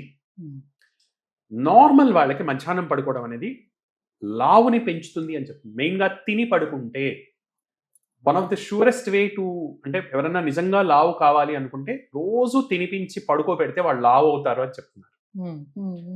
సో లావు పెరగటం వల్ల వచ్చేటువంటి మెటబాలిక్ డిజార్డర్స్, అంటే షుగర్ కానివ్వండి, బీపీ కానివ్వండి, హార్ట్ ప్రాబ్లమ్స్ కానివ్వండి, ఇవన్నీ పెరిగే ఛాన్సెస్ ఎక్కువగా ఉంటాయి తిని పడుకుంటే. తిన్న వెంటనే నిద్ర ఎందుకు వస్తుంది? ఇక్కడ రెండు రీజన్స్. ఫస్ట్ రీజన్, ఎక్కువగా తింటే, అంటే కూర బాగుంది, ఏదో స్వీట్ బాగుంది, డెజర్ట్ బాగుంది, మాట్లాడుకుంటున్నాం, ఫుల్గా తినేస్తే మనం మనస్సు తింటోంది, శరీరం తినట్లా. శరీరం వద్దని చెప్తోంది, నచ్చి తింటున్నాం. ఎక్సెస్గా తిన్నప్పుడు అలా అవుతుంది. బ్యాలెన్స్డ్గా తింటే అవ్వదు. లేదా మనకి సిస్టమ్ మందంగా పనిచేస్తుంటే అలా అవుతుంది. లేట్గా తింటున్నాం, రాత్రి నిద్ర లేదు అప్పుడు తింటున్నాం, అప్పుడు అలా. అందుకని తిన వెంటనే పడుకోవటం, నిద్ర రావడం అనేది అందరికీ జరగాల్సిన ప్రక్రియ కాదు, జరగాలని రూల్ కూడా కాదు. సో ఇప్పుడు నైట్ టైం చాలా లేట్ అవర్స్ లోని తినటం, పడుకోవడం, ఇదంతా కూడా ఇటీవల కాలంలో చిన్న పిల్లల దగ్గర నుంచి పెద్దవాళ్ళ వరకు కూడా ఇది చాలా కామన్ అయిపోతూ వస్తుంది. సో లేట్ అవర్స్ లోని తిని పడుకోవడం వల్ల కేవలం ఒబేసిటీ మాత్రమే వస్తుందా, లేకపోతే లివర్ కూడా డ్యామేజ్ అయ్యే అవకాశం ఉంటుందా? లేట్ అవర్స్ లో తిని పడుకోవటం అనేది it is definitely a dangerous habit అండి. అంటే మనం నెగ్లెక్ట్ చేస్తున్నటువంటి డేంజరస్ హ్యాబిట్స్లో ఇది ఒకటి. ఇప్పుడు మీరు చూడండి, స్టాటిస్టిక్స్ చూసుకున్నా క్యాన్సర్స్ పెరుగుతున్నాయి, హార్ట్ డిసీజెస్ పెరుగుతున్నాయి, పక్షవాతాలు పెరుగుతున్నాయి. దీన్ని ఒక ఎపిడమిక్ ప్రపోర్షన్. ఇప్పుడు లేటెస్ట్ ఎపిడమిక్, అంతకుముందు ఎలా అయితే మనకి కొలరా, ఫ్లూ, ఈ ఎపిడమిక్స్ వచ్చేవో, ఇప్పుడు అవి తగ్గిపోయి డయాబెటీస్, క్యాన్సర్, స్ట్రోక్స్ ఇవి వస్తున్నాయి. ఎందుకు వస్తున్నాయి అంటే లైఫ్ స్టైల్ అని అందరూ చెప్తున్నారు. బట్ లైఫ్ స్టైల్ అంటే ప్రిసైజ్గా ఏంటి? రాత్రి తినటం వల్లే ఏమేమి జబ్బులు వస్తాయి? ఇది as of now science cannot answer this question. ఎందుకంటే చెప్పడం అంతే ఈజీ కూడా కాదు. ఇది చేయడం వలన ఇది జరుగుతుంది. సైన్స్లో 2 పదాలు ఉంటాయండి, కాజేషన్, అసోసియేషన్. కాజేషన్ అంటే దోమ కుట్టింది, దాంట్లో నుంచి ఒక క్రిమి, ప్లాస్మోడియం అనేది లోపలికి వెళ్ళింది, దానివల్లే జ్వరం వచ్చింది. ఆ క్రిమి చచ్చిపోతే జ్వరం తగ్గిపోయింది. ఇది కాజేషన్ అంటారు. దీనివల్లే ఇది జరుగుతుంది, ఇది లేకపోతే అది జరగదు. దీని కాజేషన్. అసోసియేషన్ అంటే ఏంటి? సిగరెట్ తాగుతున్నారు, సిగరెట్ వల్ల క్యాన్సర్ రావచ్చు, క్యాన్సర్ వచ్చే అవకాశాలు బాగా పెరుగుతాయి. అలా అని సిగరెట్ తాగిన ప్రతి ఒక్కళ్ళు క్యాన్సర్ రాదు. 10 మంది తాగితే 7గురికి వస్తుంది, 3గురికి రాదు. ఇది అసోసియేషన్. సో ఇక్కడ మనం కాజేషన్, అసోసియేషన్ యొక్క డిఫరెన్స్ మనం చూసుకోవాలి. సో లైఫ్ స్టైల్ ఇష్యూ వచ్చేటప్పటికి మోడర్న్ మెడిసిన్ సంబంధించిన వరకు అసోసియేషన్స్ ఉంటాయి. లేట్గా తినేవాళ్ళు, లేట్గా లైఫ్ స్టైల్ ఇర్రెగ్యులర్గా ఉన్న వాళ్ళలో ఈ మధ్యలో జరుగుతున్నటువంటి స్టడీస్లో తెలుస్తుంది ఏంటంటే వీళ్ళలో బీపీ ఎక్కువగా ఉంటుంది, వీళ్ళకి హార్ట్ అటాక్స్ వచ్చే ఛాన్సెస్ ఎక్కువగా ఉంటాయి, వీళ్ళకి పక్షవాతాలు వచ్చేటువంటి ఛాన్సెస్ ఎక్కువగా ఉంటాయి అని చెప్తున్నారు. మనకి లివర్తో అసోసియేషన్ ఉందా? Not very clear. అంటే లేట్గా తింటే ఖచ్చితంగా లివర్ ప్రాబ్లం వస్తుందా? చెప్పలేదు. సో తెలిసినంత వరకు బీపీ, షుగర్, హార్ట్, స్ట్రోక్ వీటితో మాత్రం అసోసియేషన్. అలాగే లేట్ అవర్స్ లో పడుకునే వాళ్ళలో కూడా సేమ్ సేమా? సేమ్. ఎవరైతే రాత్రులు మేరుకొని అమెరికాతో పనిచేస్తున్నారో మనం సంపాదించిన డాలర్లు ఏ హాస్పిటల్కో డాలర్లో కట్టడానికే సరిపోతుంది. అంతే. అంతే తప్పించి అది మన సేవింగ్ లా మాత్రం. మీరు ఒక చాలా ఇంపార్టెంట్ విషయం, మీరు ఏ యూరోపియన్ కంట్రీకి వెళ్ళండి, మనం ఇంతగా అమెరికన్స్తో పనిచేస్తున్నాం కదా, అమెరికన్ లానే చూడండి. ఒక వ్యక్తి రాత్రి ఎన్ని గంటలు మేల్కోగలరు అన్న దాని మీద చాలా స్ట్రిక్ట్ లాస్ ఉంటాయి. భారతదేశం లేదా మనలాంటి డెవలపింగ్ కంట్రీస్లో మేలుకుంటున్నంత రాత్రి వర్క్ ఎవ్వడూ చేయడు. ఎందుకు చేయరు? గవర్నమెంట్ ఎలో చేయదు. గవర్నమెంట్ ఎందుకు అలో చేయదు? ఇప్పుడు యూకే ఉంది, యూకేలో it is very strictly regulated. ఎందుకు? Government is answerable. వీడు ఎక్కువ గనక వాడి రాత్రి పాడి చేత పనిచేయిస్తే నేను ఆన్సరబుల్. ఓకే. రాత్రిపూట కంటిన్యూస్గా వర్క్ చేయడం, డైలీ 5 రోజుల పాటు రాత్రిపూట వర్క్ చేయడం, రాత్రి షిఫ్ట్లు వర్క్ చేయడం అనేది it is definitely a bad habit. అంటే హెల్త్ పరంగా గుడ్ అండ్ బ్యాడ్ జడ్జ్ చేయడానికి we are nobody. It is an unhealthy habit. దాని వలన BP, sugar, cholesterol, thyroid, strokes, పక్షవాతాలు వచ్చే ఛాన్సెస్ ఖచ్చితంగా పెరుగుతాయి. దేర్ఫోర్ అందుకని మోస్ట్ ఆఫ్ ది డెవలప్డ్ కంట్రీస్లో it is highly regulated. Unfortunately మన దగ్గర హెల్త్ రెగ్యులేషన్స్ అనేవి చాలా తక్కువ కాబట్టి, ప్రజలకు తెలియదు కాబట్టి ఇలా అయిపోతుంది. రైట్. సో అలానే కూర్చొని జాబ్ చేసేవి ఇప్పుడు చాలా ఎక్కువైపోయినాయి, డెస్క్ జాబులు చాలా ఎక్కువయ్యాయి. సో ఆ యాక్టివిటీ అనేది చాలా తగ్గిపోయింది శరీరానికి. సో ఒక రోజులో ఎన్ని గంటల పాటు కంటిన్యూస్గా కూర్చొని పని చేయటం వల్ల ఈ సైలెంట్ డిసీజెస్, ఎలాంటి సైలెంట్ డిసీజెస్ వచ్చే ఛాన్సెస్ ఉంటాయి? సెడెంటరీ లైఫ్ స్టైల్, ఎక్కువగా కూర్చోవడం అనేది ఆబ్వియస్లీ వెయిట్ గెయిన్ కానివ్వండి, వెయిట్ గెయిన్తో వచ్చేటువంటి ప్రాబ్లమ్స్కి మెటబాలిక్ సిండ్రోమ్ అంటాం, బీపీ అంటాం, కొలెస్ట్రాల్ అంటాం, షుగర్ అంటాం, క్యాన్సర్స్ అంటాం, ఇవన్నీ ఒకటే గ్రూప్ అండి. సో ఈ అన్ని గ్రూప్స్కి సెడెంటరీ లైఫ్ స్టైల్ తోటి ఖచ్చితమైన రిలేషన్షిప్ ఉంది. దిస్ ఇస్ నోన్, దీంట్లో డౌట్ లేదు. అయితే ఎన్ని గంటలు ఈజ్ రిలేటివ్. ఒక జనరల్ రూల్ ఏంటంటే యాక్చువల్గా 20 minutes తర్వాత కొంచెమన్నా లేచి నడవాలి, ఫిజికల్ యాక్టివిటీ ఉండాలి అనేది ఒక general rule. Maximum is 45 minutes. 45 నిమిషాల తర్వాత కొద్దిగా లేచి నడిచి there should be some kind of activity.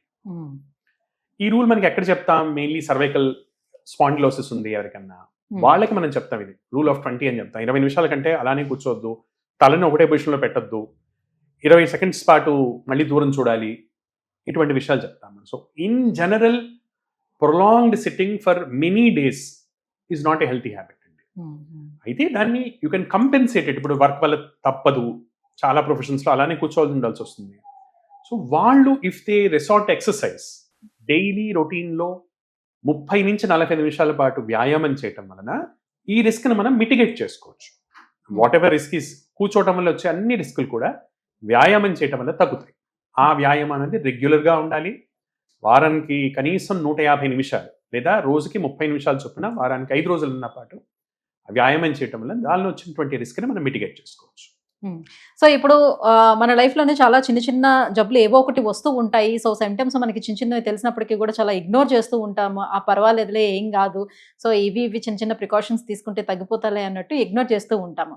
So for example మనకి లాంగ్ టర్మ్ నుంచి ఎప్పటి నుంచో మనకి గొంతు దగ్గు వస్తుందని అనుకుందాం, లేదనంటే కపల్ లాంటిది ఏదైనా కొంచెం కొంచెం పడుతున్నా కూడా ఏం కాదు, మన సొంత ట్రీట్మెంట్ ఇంట్లో ఏదో ఒకటి ట్రీట్మెంట్ తీసుకుంటూ ఇగ్నోర్ చేస్తుంటాం. సో అది జనరల్గా అది అలర్జీ ప్రాబ్లం అని అనుకోవచ్చా, లేకపోతే ఇంకేదైనా డిసీజ్కి దారి తీసే అవకాశం ఉంటుందా? అది మనకు ఒక వార్నింగ్ సైన్ లాగా భావించాలా? మళ్ళీ మళ్ళీ జలుబు దగ్గులు వస్తున్నాయి లేదా తెమడ అనేది ఫ్రీక్వెంట్గా వస్తుంది, generally allergy symptom. Very common, చాలా కామన్గా మనం చూస్తున్నాం. అది ముందు ముందు ఇంకేదైనా జబ్బుకు దారి తీస్తుందా అన్నది ఇట్ ఈస్ నాట్ అంత పెద్ద రిస్క్ ఫ్యాక్టర్ అని నేను అనుకోను పర్సనల్లీ. బట్ ఒక విషయం ఏంటంటే అలర్జీకి కొంతమందిలో పెరిగే ఛాన్సెస్ ఉంటాయి. పర్టికులర్లీ ఎవరి ఫ్యామిలీలో అయితే ఆస్మా ఉందో, తల్లిదండ్రులకి క్లోజ్ కజిన్స్లో ఆస్మా ఉన్న వాళ్ళలో అలర్జీలా స్టార్ట్ అయింది, progress over period of time asthma దాకా వెళ్ళవచ్చు. సో ఇన్ జనరల్ మాటి మాటికి జలుబు దగ్గు వస్తున్నా, గొంతు మాటి మాటికి సవరించుకోవాల్సి వస్తున్నా, అది సైనస్ ప్రాబ్లం ఉన్నట్టు. పోస్ట్ నేజల్ డ్రిప్ అంటాం, అంటే లోపల నుంచి చిన్న సెక్రీషన్స్ వచ్చి గొంతుని ఇరిటేట్ చేస్తుంటాయి. సో కామన్గా సైనసైటిస్ లక్షణం అది. సైనసైటిస్ అనేది జనరల్గా 100% అలర్జీ వల్ల వస్తుంది, మళ్ళీ మళ్ళీ వచ్చే సైనసైటిస్. అలా కాకుండా ఎప్పుడన్నా ఒకసారి వచ్చేది వైరల్ ఇన్ఫెక్షన్స్ వల్ల కానీ, బ్యాక్టీరియల్ ఇన్ఫెక్షన్స్ వల్ల కానీ, రేర్గా ఫంగల్ ఇన్ఫెక్షన్స్ వల్ల వస్తుంటుంది. సో మాటి మాటికి వస్తుంటే కనుక అలర్జీస్ ఉన్నట్టు. అలర్జీస్ కాజెస్ కూడా మన చుట్టుపక్కలే ఉండొచ్చు. మన ఇంట్లో ఉన్నటువంటి దుమ్ము కానివ్వండి, బొద్దింకలు కానివ్వండి, ఇంటి చుట్టుపక్కల పెరిగే ఈ పార్థీనియం అనేటువంటి మొక్కలు కానివ్వండి, ఇంట్లో పెంచుకునే జంతువులు, డాగ్స్ కానివ్వండి, క్యాట్స్ కానివ్వండి, అలానే పిజిన్స్ కానివ్వండి, పావురాలు వేసేటువంటి రెట్టలు కానివ్వండి, ఇంట్లో ఉన్న దుమ్ము కానివ్వండి, మనం పడుకునే దిండలో ఉన్న దుమ్ము కానివ్వండి, ఏళ్ల తరబడి మన రూమ్స్లో మన పరుపులో ఉన్నటువంటి దుమ్ము కానివ్వండి, వీటి వల్ల అలర్జీస్ కామన్గా వస్తుంటాయి. సో మన పడుకునే మంచాన్ని, పడుకునే పరుపుని, దిండుని రెగ్యులర్గా మనం ఇవి చేసుకోవటం, వాక్యూమ్ సక్షన్ చేయటం, వాక్యూమ్ క్లీనింగ్ చేయటం, బెడ్రూమ్ని క్లీన్గా పెట్టుకోవటం, డస్టీ ఆర్టికల్స్ని దగ్గర రానివ్వకపోవటం, డస్ట్ని నీట్గా పెట్టుకోవటం. అలానే ఈ పార్థినియం లాంటి మొక్కలు, కాంగ్రెస్ గ్రాస్ అంటారు, చిన్న చిన్న తెల్ల పూలతో వస్తాయి, అవి అలర్జీని ఇండ్యూస్ చేయడంలో చాలా నటోరియస్. అటువంటి మొక్క ఎక్కడ పడితే అక్కడ పెరుగుతుంటుంది. సో దాన్ని పీకించేసేయటం, పెట్స్ని హెల్తీగా ఉంచుకోవటం, ఇవన్నీ మనం చేస్తే కనుక అలర్జీస్ తగ్గుతాయి జనరల్లీ. అలానే మన గట్ హెల్త్ కి అలర్జీ కూడా రిలేషన్షిప్ ఉంది. వర్మ్స్ అనేవి ఉంటాయి కొన్ని, ఈ వర్మ్స్ వలన కూడా అలర్జీస్, రకరకాల అలర్జీస్, ఇస్నోఫిలియాస్ వస్తుంటాయి. సో ఎక్కడ పడితే అక్కడ తింటాం, ఏది పడితే అది తినేయటం, this is another cause for allergies which are treatable.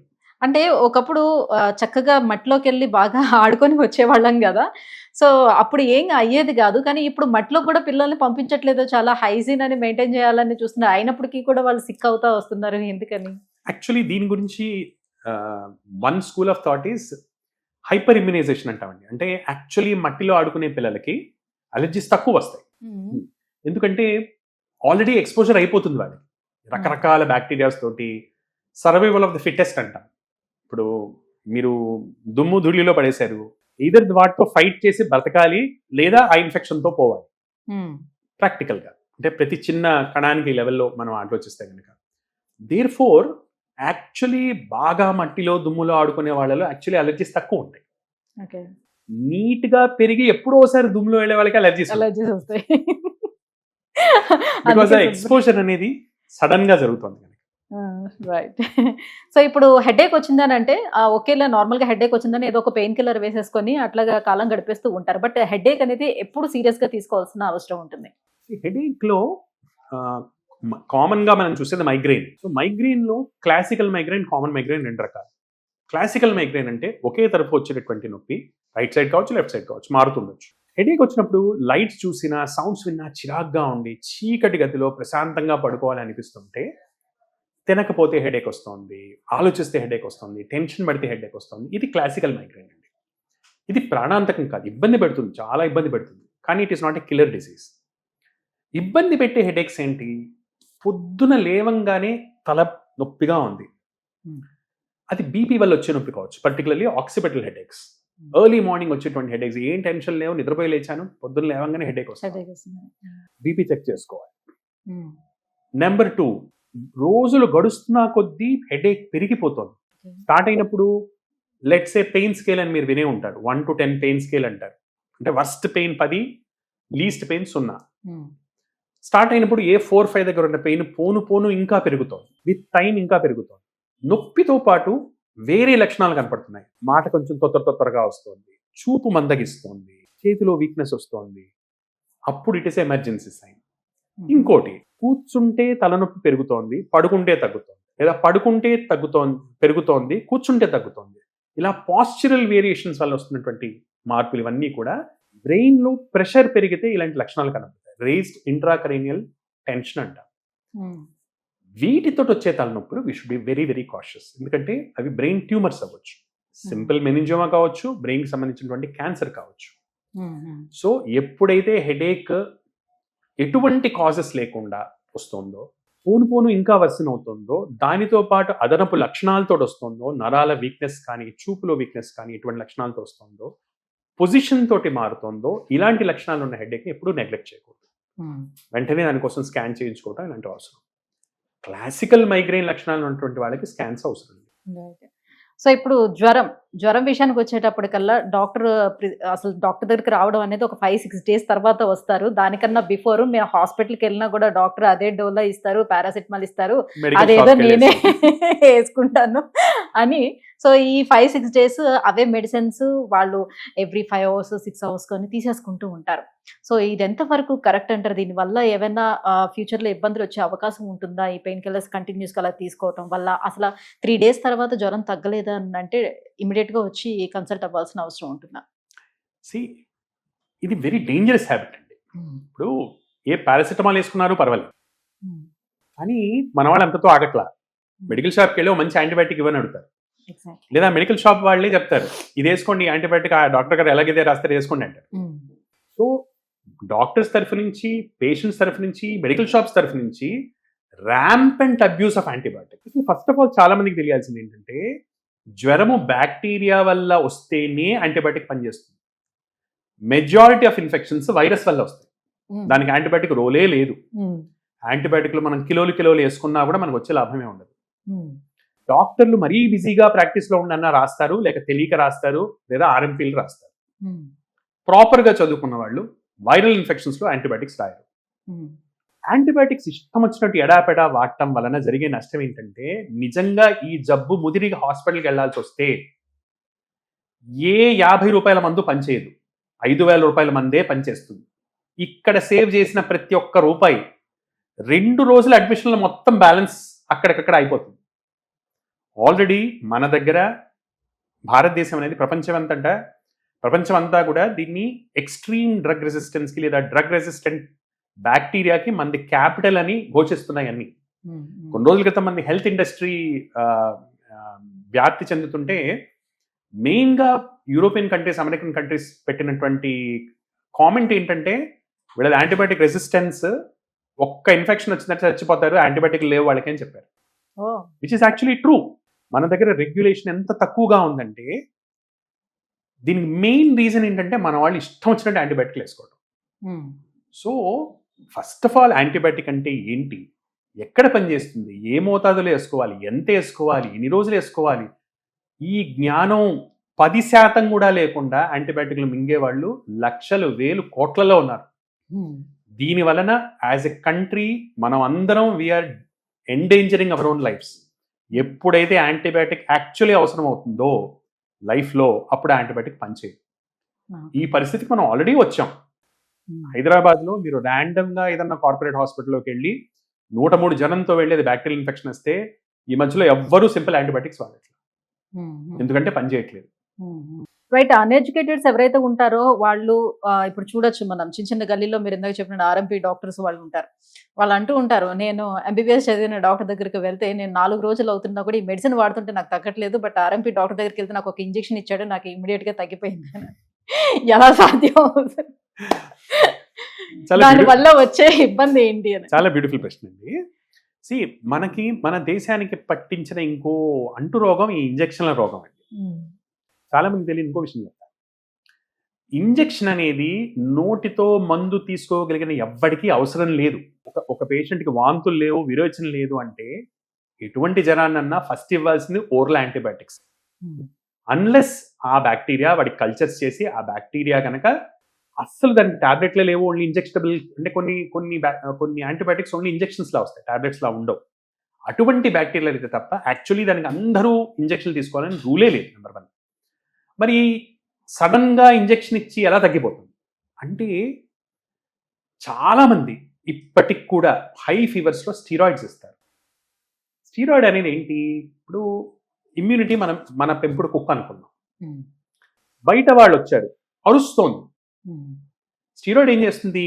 దానికి ఒక గొలుసు కట్టేసి దాని నోరు కుక్కేసేసి దాన్ని తీసి బయట పారేస్తుంది.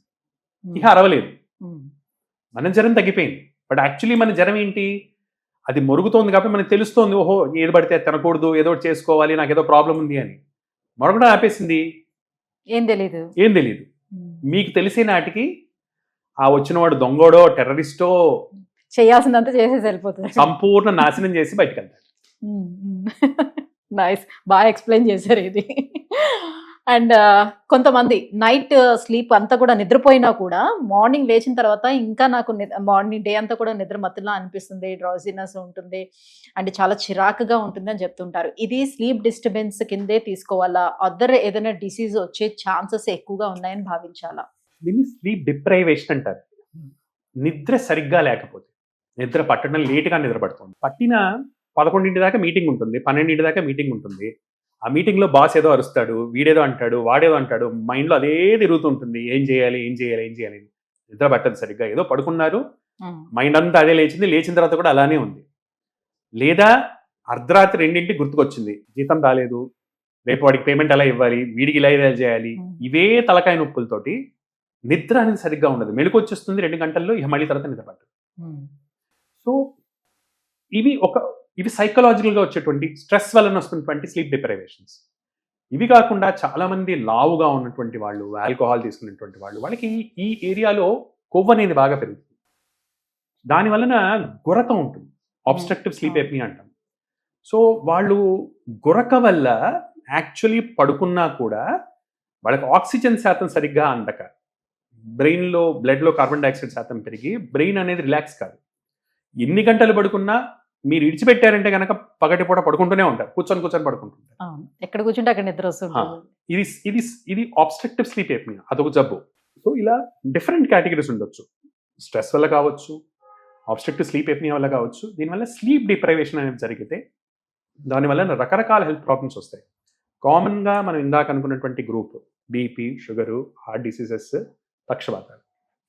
ఇవి కాకుండా హార్ట్లో రైట్ సైడ్ బీపీ పెరగటం, పల్మినరీ ఆర్టీరియల్ హైపర్ టెన్షన్ అంటారు. సో ఇటువంటి జబ్బులు వీళ్ళకి వచ్చేటువంటి అవకాశాలు ఎక్కువగా వస్తాయి. ఇంకో ఇంట్రెస్టింగ్ జబ్బు ఫైబ్రోమయాల్జియాస్ అంటారు. అంటే ఒళ్ళంతా నొప్పులు, అన్ని పరీక్షలు నార్మల్గా ఉంటాయి, ఏ పరీక్ష చేసుకుంటారు, ఆఖరికి వెతికి ఇక్కడ చిన్న డిస్క్ ప్రాబ్లం ఉంది, అక్కడ చిన్న డిస్క్ ప్రాబ్లం ఉంది, రకరకాల మందులు వాడి, రకరకాల మసాజులు చేయించుకొని, ఏది పడితే అది చేయించుకొని నొప్పులు మాత్రం తగ్గకొని వాళ్ళు ఉంటారు. ఇది స్లీప్ డిప్రైవేషన్ వలన ఫైబ్రోమయాల్జియాలో వచ్చేటువంటి నొప్పులు. So varieties of problems sleep deprivation రావచ్చు. ఒక ఇంట్రెస్టింగ్ విషయం చెప్తాను మీకు. ఆయుర్వేదం లాంటి సైన్స్ లోపల ఆహారం, నిద్ర, బ్రహ్మచర్యం అంటే సెక్స్, ఫుడ్ అండ్ స్లీప్, ఈ 3 ఫౌండేషన్స్ ఆఫ్ లైఫ్ అన్న. వీటిలో రెగ్యులేటెడ్గా ఉండటం, వీటిలో బ్యాలెన్స్గా ఉండటం, ఇవి దెబ్బతింటే లైఫ్ మొత్తం షేక్ అవుతుంది అని చెప్పారు. So sleep is a very important thing. దాన్ని మనం పడుకోవచ్చులే, 8 గంటలు పడుకుంటే ఏంటి అని, 8 అవర్స్ నిద్రపోయామా లేదా ఎప్పుడైతే ఏంటి అన్నట్టు ఉంటుంది. కరెక్ట్. అది it's a very wrong attitude అండి. ఇది కొత్తగా స్ప్రెడ్ చేస్తున్న ఇంకో మిత్. 8 గంటలు అయితే మనకేంటి. మనం మర్చిపోతుంది ఏంటంటే, మనం ఒక పెద్ద ప్రపంచంలో ఒక చిన్న భాగం. మన ప్రపంచంలో సూర్యుడు ఒక టైంకి లేస్తున్నాడు, ఒక టైంకి పడుకుంటున్నాడు. సూర్యుడితో పాటు మొత్తం ప్రపంచం ఒక టైంకి లేస్తుంది, ఇంకో టైంకి పడుకుంటుంది. మనకు వచ్చిన కొద్దిపాటి తెలివితేటలతోటి మనం ఏం చేస్తున్నామంటే దీనికి ఎగ్జాక్ట్లీ ఆపోజిట్ చేస్తాం. ఇది ఎలా ఉంటుందంటే, ఒక పెద్ద నది వెళ్తుంది అనుకోండి, ఎనర్జీ అనే ఒక కరెంట్ వెళ్తుంటే మనం ఎగ్జాక్ట్లీ ఆపోజిట్ ఈత కొడుతున్నాం. ఇక్కడ 2 విషయాలు జరుగుతున్నాయి. నేచర్ నుంచి వచ్చే ఎనర్జీ మనం తీసుకోవట్లేదు, రెండవది మన ఎనర్జీని మనం ఎక్కువ స్పెండ్ చేస్తున్నాం to do the same work. Exactly నదికి ఎదురీత కొట్టడం లాంటి. దీని వలన మళ్ళా రకరకాల హెల్త్ ప్రాబ్లమ్స్, ఆబ్వియస్లీ మనం అనుకునే ఫేవరెట్ గ్రూప్ బీపీ, షుగర్లు, హార్ట్ ప్రాబ్లమ్స్, ఇవి వచ్చే అవకాశాలు చాలా ఎక్కువగా ఉంటాయి వీళ్ళకి కూడా. దేర్ఫోర్ టైంకి పడుకోవటం, 12 గంటల కంటే ముందు మీరు ఎన్ని గంటలు పడుకోగలిగితే మీకు అంత హెల్త్. సో తొందరగా పడుకోవటం, తొందరగా లేవటం, సన్తో పాటు పడుకోవటం, సన్తో పాటు లేవటం అనేది biologically it's makes lot of sense. ఎందుకంటే ఒక బయోలాజికల్ క్లాక్ అనేది మనలో ఉంటుంది. ఈ బయోలాజికల్ క్లాకే సెల్స్ యొక్క వైబిలిటీని డిటర్మిన్ చేస్తుంది ఈవెన్చువల్లీ. సార్, ఇప్పుడు డాక్టర్ దగ్గరికి రాగానే ఏదైనా ప్రాబ్లం వచ్చి డాక్టర్ దగ్గరికి వచ్చేటప్పుడు ఫస్ట్ కళ్ళు చూస్తారు, నాలుకని చెక్ చేస్తారు, గోర్లను చెక్ చేస్తారు అండ్ స్కిన్ చెక్ చేస్తారు ఎలా ఉందని. సో వీటిని బట్టి మన బాడీలో ఏం జరుగుతుందని ఎలా తెలుసుకుంటారు? కళ్ళలో మనకి 2-3 విషయాలు తెలుస్తాయండి. మొదట తెలిసేది బ్లడ్ ఉందా లేదా, హిమోగ్లోబిన్ అనేది ఉందా లేదా.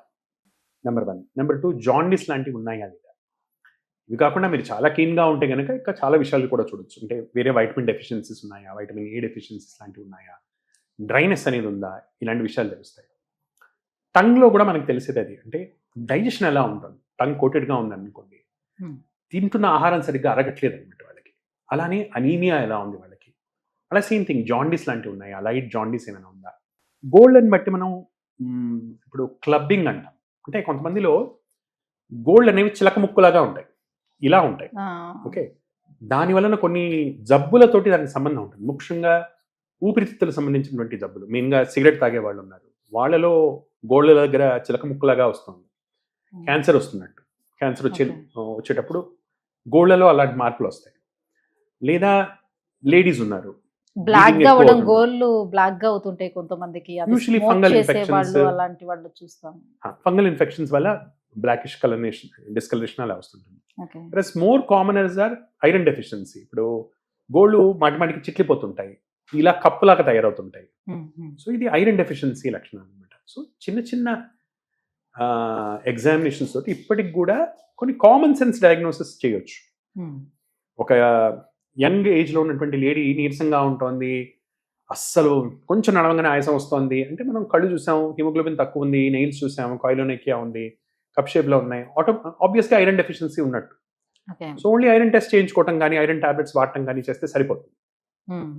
అయితే పోను పోను మనకేమవుతుందంటే మనం స్పెషలైజేషన్లోకి వెళ్తున్నాం. నాకు బీపీ రాగానే నేను కార్డియాలజిస్ట్లో సూపర్ స్పెషాలిటీ చేసిన వాళ్ళ దగ్గరికి వెళ్ళి చూపించుకోవాలి. మనం మర్చిపోతుంది ఏంటంటే కార్డియాలజిస్ట్ ఎప్పుడు వెళ్ళాలి, ఒక స్పెసిఫిక్ ప్రాబ్లం ఉన్నప్పుడు వాళ్ళ దగ్గరికి వెళ్ళాల్సి ఉంటుంది. బీపీని ట్రీట్ చేయడానికి ఒక MBBS doctor is sufficient. So ఒక ఎండి ఈజ్ మోర్ దెన్ క్వాలిఫైడ్. కానీ ప్రతిదానికి స్పెషలైజేషన్, ఇది హాస్పిటల్స్ అలానే ఎంకరేజ్ చేస్తున్నాయి, ప్రజలకి అది బాగుంది. దీనికి ఒక సైడ్ ఎఫెక్ట్ ఏంటంటే, ఒక స్పెషలిస్ట్ డ్యూటీ ఏంటి, 99 సార్లు ఒక కామన్ కాజ్ అయినా, ఒక్కొక్కసారి ఒక రేర్ కాజ్ అయినా, ఒక specialist duty is not to miss that 1%. Therefore specialist is constrained. అంటే వాళ్ళకి they have to look at every possibility, common or rare. ఈ సౌలభ్యం అనేది 99% మందికి లాస్, ఒకళ్ళకి గెయిన్. 100 మందికి మన పెద్దానికి మనం ఇన్వెస్టిగేట్ చేసాం అనుకోండి, 100లో ఒకళ్ళకి జబ్బుని ఎర్లీగా పికప్ చేస్తాం, 99 మందికి బిల్లులు ఎక్కువ అవుతాయి. రైట్. సో రెగ్యులర్ గా ఎవరికైనా ఇప్పుడు కాన్స్టిపేషన్ ప్రాబ్లం ఉంది అని అంటే అది వాళ్ళ తీసుకునేటువంటి డైట్ ప్రాబ్లమా, లేకపోతే వాళ్ళ హార్మోనల్ ఇష్యూస్ ఏమైనా ఉండొచ్చు అంటారా? కాన్స్టిపేషన్ అనేది కూడా రకరకాల కాన్స్టిపేషన్స్ ఉంటాయి. ఇప్పుడు మళ్ళీ కాన్స్టిపేషన్ డెఫినిషన్స్ కూడా వేరే వేరేగా ఉంటాయి. మీకు చాలా ఒక ఇంట్రెస్టింగ్ విషయం చెప్తాను. మోడర్న్ మెడిసిన్ ప్రకారం ఒక మనిషి రోజుకి 3 సార్ల నుంచి వారానికి 3 సార్ల వరకు మోషన్కి వెళ్తే సరిపోతుంది. సో కాన్స్టిపేషన్ అంటే ఏంటి, ఇంతకంటే తక్కువ అయితే కాన్స్టిపేషన్, విచ్ మీన్స్ ప్రతి 3వ రోజు ఒకసారి అవుతుంటే అది కాన్స్టిపేషన్. చాలా మందికి రోజుకి 2వ సారి వెళ్ళకపోతే కాన్స్టిపేషన్ ఉంది అనిపిస్తుంది, పర్టికులర్లీ పెద్దవాళ్ళకి. వయసు కొంచెం 55-60 దాటింది, మెజారిటీ మందికి నాకు మోషన్ ఫ్రీగా కాలేదన్న అన్న సిమ్టమ్సే ఉంటాయి. So this is one perspective. According to modern medicine వారానికి 3 సార్లు చాలు. బట్ మళ్ళీ ఆయుర్వేదం లాంటి సైన్సెస్ కోసం తిన్న ఆహారం అరిగి ఏ రోజు ఆ రోజు బయటికి వెళ్తే అదో న్యాచురల్ డిటాక్స్, వెళ్ళకపోతే అది కాన్స్టిపేషన్. మళ్ళీ ఈ కాన్స్టిపేషన్ రకరకాలు. కొంతమందికి ఏంటి, లేవంగానే అవ్వదు, టీ తాగాలి, సిగరెట్ తాగాలి, ఏదో వేడి నీళ్ళు తాగాలి, గంట తర్వాత అవుతుంది. కొంతమందికి తిన్న తర్వాత అవుతుంది, ఇది ఒక రకమైన కాన్స్టిపేషన్. ఇంకోళ్ళకి ఏంటి, మోషన్ మొదటిసారి వెళ్తే ఫ్రీగా అయినట్టు అనిపించదు, మళ్ళీ 2వసారి ఇంకా కొంచెం ఉందేమో, మళ్ళీ 3వసారి ఓకే ఇప్పుడు అయిపోయింది. ఇది ఒక రకమైన కాన్స్టిపేషన్. హార్డ్గా ఉండదు మోషన్, నార్మల్గా ఉంటుంది. కొద్దిమందికి మోషన్ మాత్రం హార్డ్గా ఉండి మొక్కాల్సిన అవసరం వచ్చి, ప్రెషర్ పెట్టాల్సిన అవసరం వచ్చి, ఇది కాన్స్టిపేషన్ ఉంటుంది. సో కాన్స్టిపేషన్లో చాలా టైప్స్, చాలా పర్సెప్షన్స్ ఉంటాయి. కొంతమందికి రేర్ కేసెస్ కానివ్వండి, డిస్సైనర్జియా అంటాం. అంటే వాళ్ళకి చిన్నప్పుడు కానీ, లేదా కొంతమందికి ఫిషర్ లాంటి ప్రాబ్లం వచ్చింది. ఒకసారి లైఫ్లో మోషన్కి వెళ్ళేటప్పుడు ఒక చాలా పెయిన్ఫుల్ ఎక్స్పీరియన్స్ జరిగింది. ఆ భయం వలన నెక్స్ట్ టైం నుంచి వెళ్ళాలని వాళ్ళకి అనిపించదు, ఆ భయం అడ్డుపడుతుంటుంది. మోషన్కి వెళ్ళాలని కూర్చుంటారు, భయం వల్ల ఆగిపోతుంది. లిటరల్గా ఫింగర్ పెట్టి ఎవాక్యుయేట్ చేసుకోవటం, ఫ్లష్ పెట్టి వాష్ చేసుకోవటం, అలా చేసుకుంటే తప్ప మోషన్ అవ్వదు, ఏ ప్రాబ్లం ఉండదు, ఓన్లీ ఫియర్ వల్ల. సో కాన్స్టిపేషన్లో రకరకాల వెరైటీస్ ఉంటాయి. అసలు first of all gastrointestinal transit స్లోగా అయిందా, ఫియర్ వల్ల అవుతుందా, లేకపోతే మోషన్ హార్డ్గా అవుతుందా, what variety of constipation is it అని ఇట్స్ వెరీ ఇంపార్టెంట్. కొంతమందికి ఫర్ ఎగ్జాంపుల్ కామన్ కాజెస్ చెప్తాను. టీలు బాగా తాగే వాళ్ళు ఉంటారు. Tea is a very strong constipator. So automatically టీలు తగ్గిస్తే మోషన్ ఫ్రీగా అవుతుంది. మెజారిటీ మందికి ఫైబర్ అనేది సరిగ్గా ఉండదు. ఫైబర్ అంటే సాల్యుబుల్ ఫైబర్. ఇంత అన్నం కలుపుకుంటాం, ఇంత కూర వేసుకుంటాం. ఫైబర్ ఎక్కడి నుంచి వస్తుంది? మనంతా తెల్లబియ్యం, ఫైబర్ లేదు. సో సాల్యుబుల్ ఫైబర్ ఎక్కడి నుంచి వస్తుంది? ఆకుకూరలు, కూరగాయ ముక్కలు, నట్స్, వీటి నుంచి సాల్యుబుల్ ఫైబర్ అనేది వస్తుంది. ఈ సాల్యుబుల్ ఫైబర్ ఏం చేస్తుంది? దాంతోపాటు నీటిని తీసుకొని వెళ్ళి కోలాన్లోకి వెళ్తుంది. కోలాన్లో నార్మల్గా కోలాన్ వాటర్ అంతా అబ్జార్బ్ చేసేస్తుంది, డ్రైగా చేస్తుంది మోషన్. ఎప్పుడైతే ఫైబర్ ఉంటుందో, మెయిన్గా సాల్యుబుల్ ఫైబర్ ఉంటుందో, అప్పుడు ఆ డ్రైనెస్ అనేది తగ్గి మోషన్ అనేది ఫ్రీగా ఫామ్ అవుతుంది. సో కాన్స్టిపేషన్ రకరకాలు ఉంటాయి.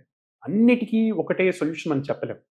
కొన్నిసార్లు మందుల వల్ల కాన్స్టిపేషన్ ఉంటుంది. చాలా మందికి డిప్రెషన్ కోసం వాడేటువంటి మందుల కోసం కానివ్వండి, సైకాట్రిక్ ప్రాబ్లమ్స్ వల్ల వాడే మందుల వల్ల కానివ్వండి, వీటి వలన సివియర్ కాన్స్టిపేషన్ వస్తుంది.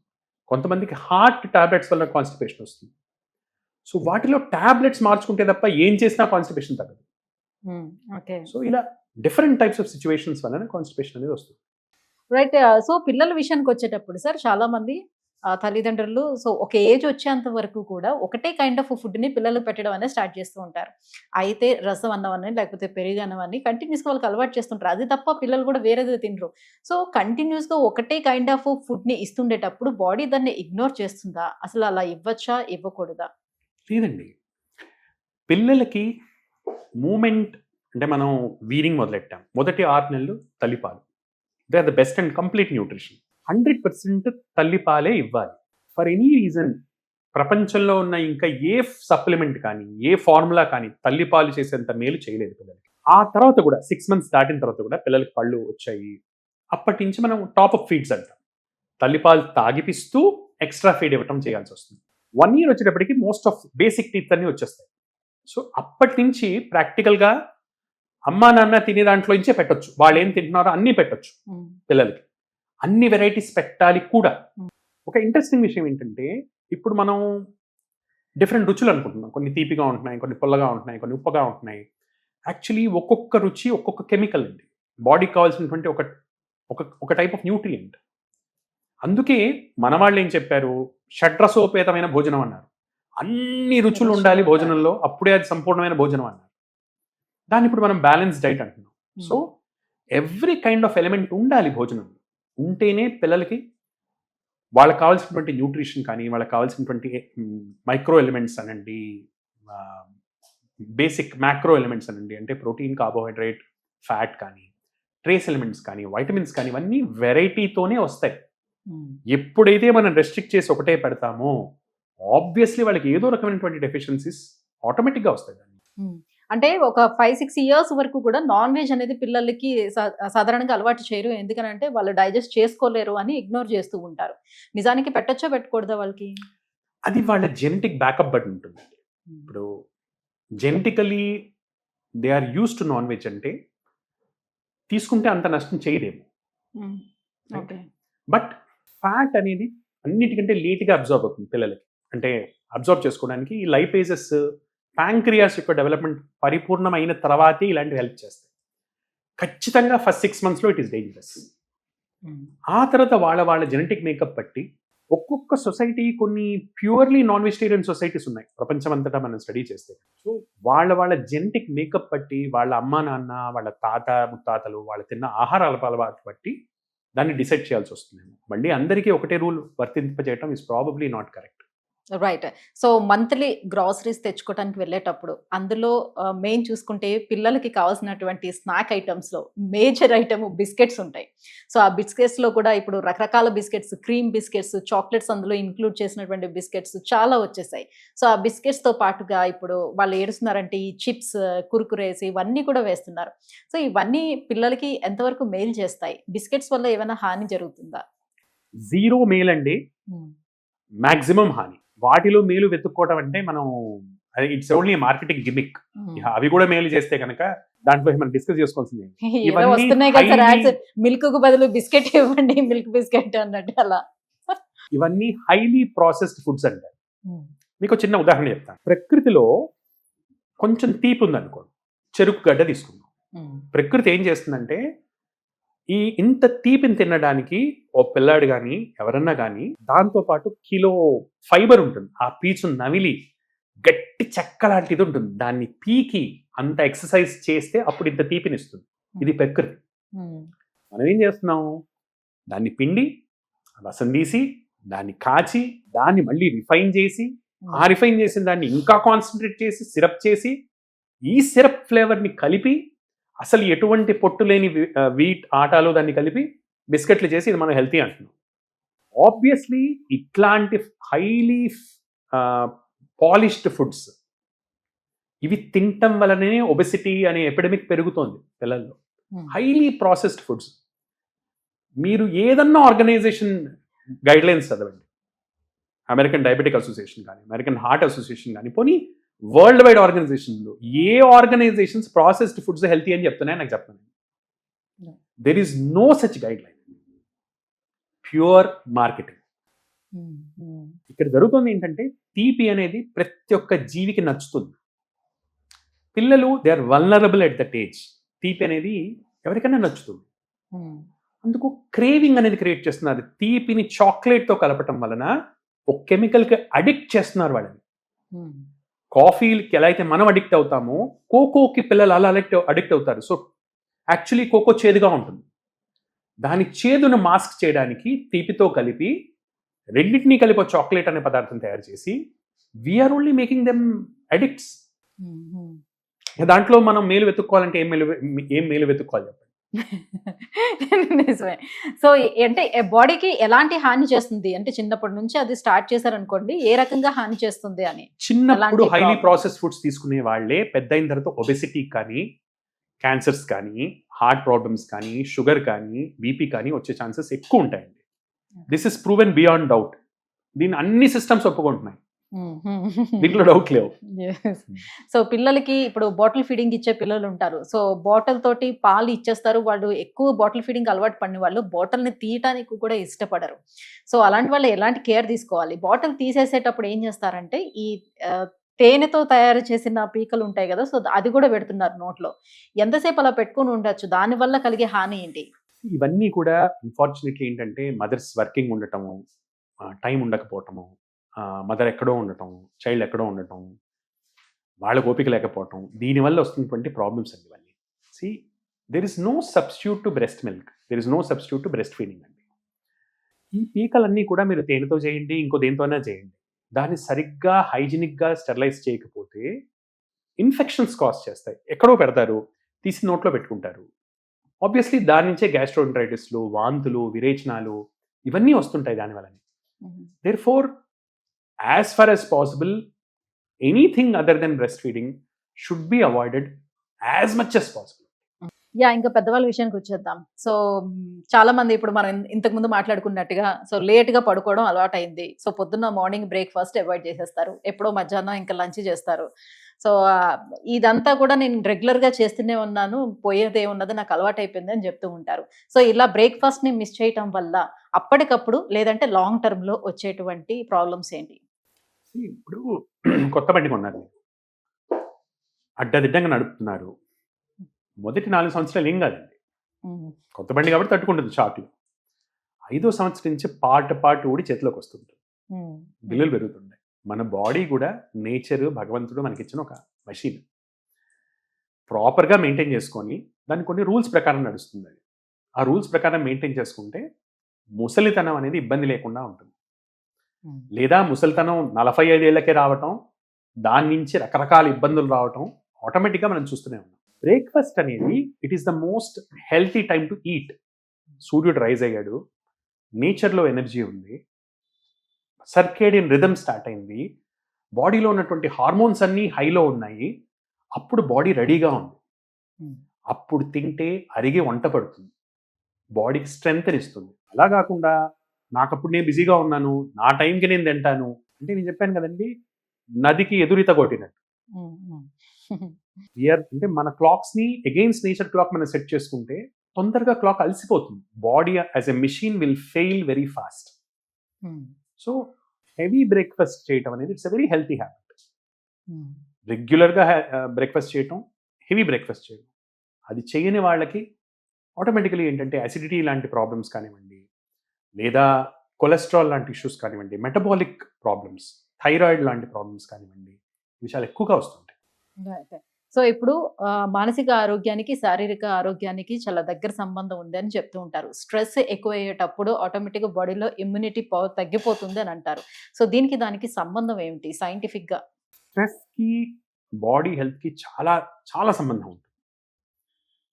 స్ట్రెస్ అనేది ఫిజికల్ స్ట్రెస్ కావచ్చు, సైకలాజికల్ స్ట్రెస్ కావచ్చు. మీరు సైకలాజికల్ స్ట్రెస్ గురించి అడుగుతున్నారు. ఇప్పుడు సైకలాజికల్ స్ట్రెస్లో మన హార్మోనల్ సెక్రీషన్స్ ఎఫెక్ట్ అవుతాయి. It is brain which has to secrete hormones అండి. పిట్యూటరీ రిలీజ్ చేసే హార్మోన్స్ బట్టి ACTH అని ఒక హార్మోన్ రిలీజ్ చేస్తే అది కార్టిజాల్ రెగ్యులేట్ చేస్తుంది. TSH అని ఒక హార్మోన్ రిలీజ్ చేస్తే దాన్ని బట్టి థైరాయిడ్ అనేది నడుస్తుంటుంది. బ్రెయిన్ ఫంక్షనింగ్ బట్టి మొత్తం బాడీ ఫంక్షనింగ్ డిటర్మిన్ అవుతుంది.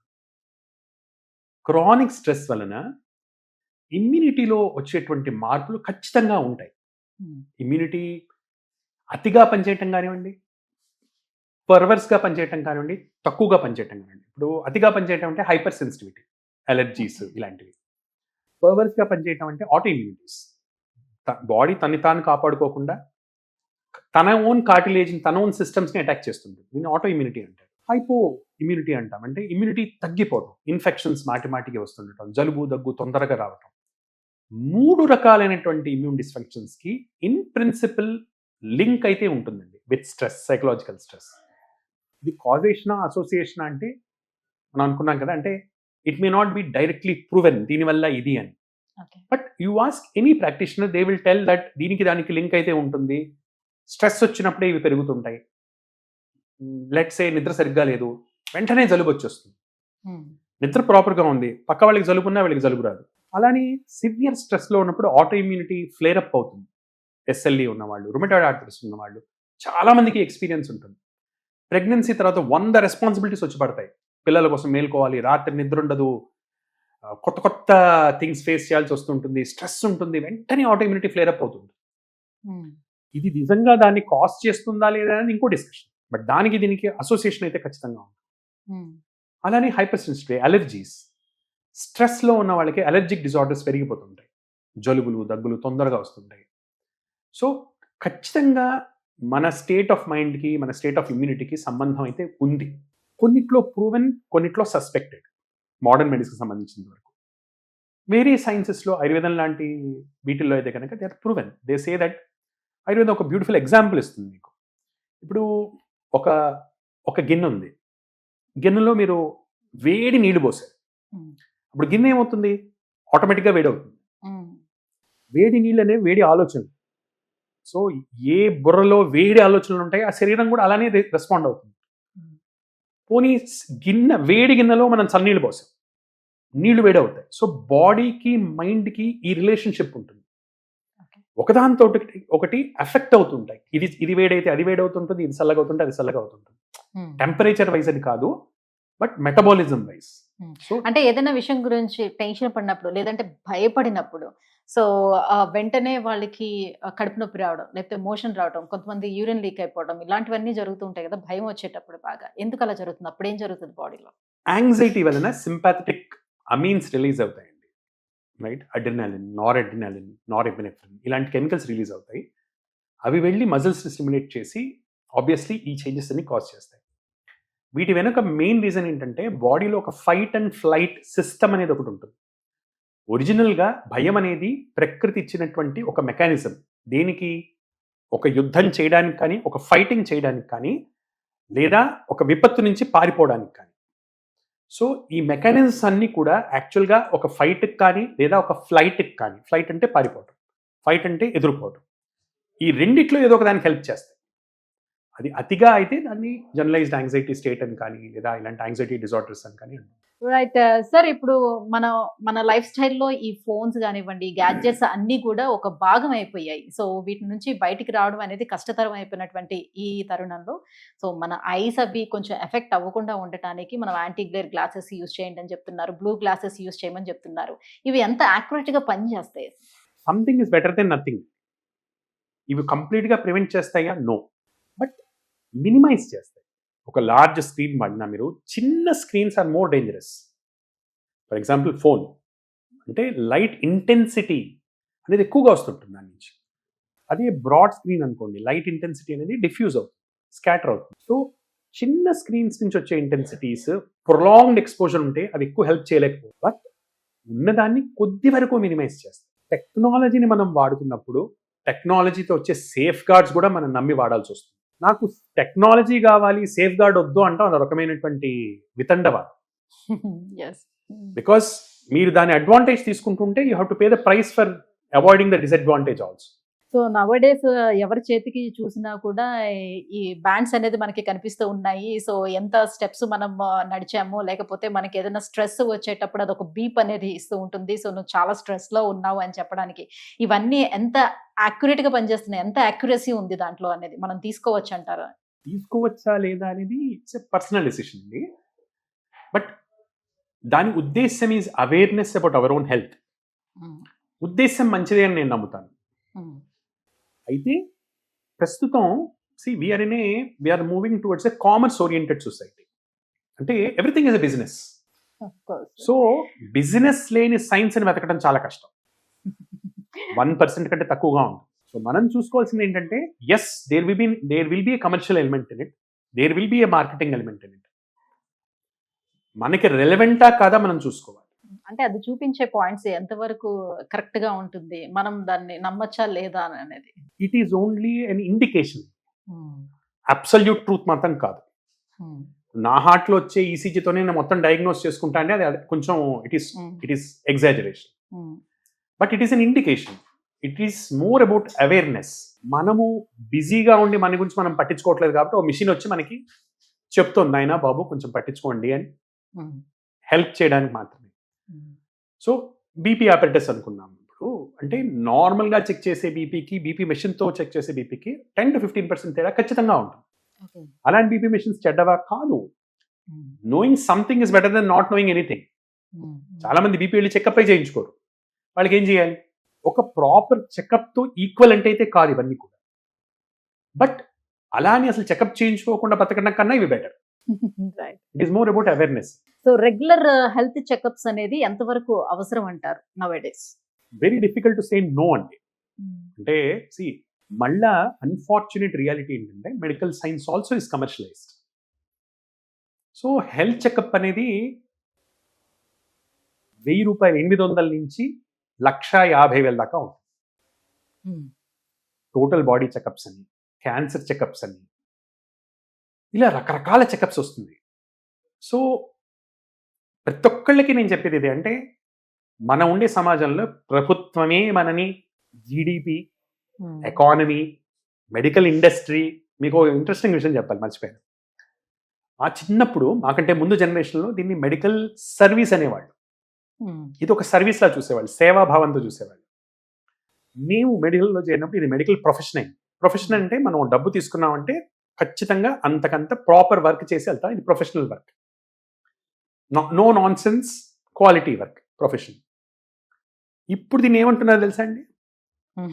This is called as medical industry. This is a business. It is no more a service. ప్రభుత్వం దీనికి ట్యాక్స్ కట్టమంటోంది. మీరు ట్రేడ్ లైసెన్స్ తీసుకోవాలి, ట్రేడ్ ట్యాక్స్ కట్టాలి, బిజినెస్ చేయమని ప్రభుత్వమే చెప్తోంది, ఎన్నికల ముందు తప్ప. అంతేనా? అందుకే ఒకప్పుడు ఒక డాక్టర్ దగ్గరికి వెళ్తే ఆ డాక్టర్ ఏది చెప్తే పేషెంట్ అది బిలీవ్ చేసేవాడు, ఎందుకంటే వాళ్ళనే దైవంగా నమ్మేవాడు కాబట్టి. ఇప్పుడు ఒక డాక్టర్ దగ్గరికి వెళ్ళిన తర్వాత ఇంకొక 2 డాక్టర్లు ఒపీనియన్ తీసుకున్న తర్వాత కానీ ట్రీట్మెంట్కి వెళ్ళట్లేదు. దట్ ఈస్ ట్రూ అండి. అంటే నేను కాదన్నాను, ఎందుకంటే ఏం చేయమంటారు ఇప్పుడు మీరు. నేను చదివినప్పుడు 900 మెడికల్ కాలేజ్ సీట్లు, 9 కాలేజీలు. ప్రస్తుతం 12,000 సీట్లు ఉన్నాయి. ఓకే, డిగ్రీ వాల్యూ తగ్గించేశారు, క్వాలిటీ ఇవ్వట్లేదు. రష్యా నుంచి తెచ్చుకుంటున్నాం, యుక్రెయిన్ నుంచి తెచ్చుకుంటున్నాం, మలేషియా నుంచి తెచ్చుకుంటున్నాం, సింగపూర్ నుంచి తెచ్చుకుంటున్నాం. ఎలా బతకాలి వీళ్ళంతా? Number 1. So doctors quality check లేకుండా నెంబర్ని పెంచేస్తున్నాం. ఇది సెంట్రల్ గవర్నమెంట్ చేస్తుంది, స్టేట్ గవర్నమెంట్ చేస్తుంది. ఇదేదో గర్వంగా తీసుకుంటోంది, మేము మెడికల్ సీట్లు పెంచేసామని. ఎవ్వడు కూడా క్వాలిటీ ఏంటి అని ఆలోచించట్లా, నెంబర్ల గురించి ఆలోచిస్తున్నారు. ఇంతమంది డాక్టర్లను పంపిస్తున్నాం, ఇంతమంది డాక్టర్లలో ఎంతమందిలో యాక్చువల్లీ ఆ యాటిట్యూడ్ ఉంది, ఆ ఎంపతి ఉంది, ఎటువంటి వాడికి ఏం నేర్పిస్తున్నాం ఎవ్వడు పట్టించుకోవట్లేదు. నెంబర్ 1. నెంబర్ 2 ఏమైంది, ఫారెన్ డైరెక్ట్ ఇన్వెస్ట్మెంట్ అంటున్నాం మనం. ఇప్పుడు any foreigner can come and invest in a hospital. Invest చేసేవాడు ఎవడు, డాక్టర్ కాదు, వాడు బిజినెస్ మ్యాన్. ఇవాళ నేను 100 కోట్లు పెట్టాను, 3 ఏళ్లలో 300 కోట్లు చేస్తావా లేదా, ఇది వాడి టార్గెట్. ఎలా చేయాలి, ఎవడు కట్టాలి 300 కోట్లు? ఎవరు కడతారు? పేషెంట్లే కడతారు. సో ఒకవైపు డాక్టర్ల అవైలబిలిటీ పెంచేసి డిగ్రీ వాల్యూ తగ్గించేసి కార్పొరేట్ స్కీల్ బొమ్మలు చేశారు వాళ్ళు. వీడు పని చేయకపోతే, వీడు సిన్సియారిటీ అన్నాడు అనుకోండి, వాడిని సొంత 10 మంది ఉన్నారు క్యూలో, 10 మంది వచ్చి కూర్చుంటారు. ఇన్వెస్ట్ చేసేవాడు డబ్బుల గురించే మాట్లాడుతున్నాడు. ఇది కమర్షియలైజ్ కాకుండా ఎలా ఆగుతుంది చెప్పండి? అంతే. రియల్లీ సార్, రియల్గా మీరు సూపర్ హీరో అనే చెప్పాలి. ఎందుకంటే ఎలాంటి భయము బెరుకు అనేది లేకుండా ఉన్నది ఉన్నట్టు నిజాయితీగా అన్ని విషయాలు కూడా క్లియర్గా మాట్లాడారు. అన్ని కూడా మాకు అడిగిన డౌట్స్ అన్ని కూడా వివరించి చెప్పారు. Thank you sir, thank you so much for coming. Thank you. Welcome అండి, thank you very much for calling me.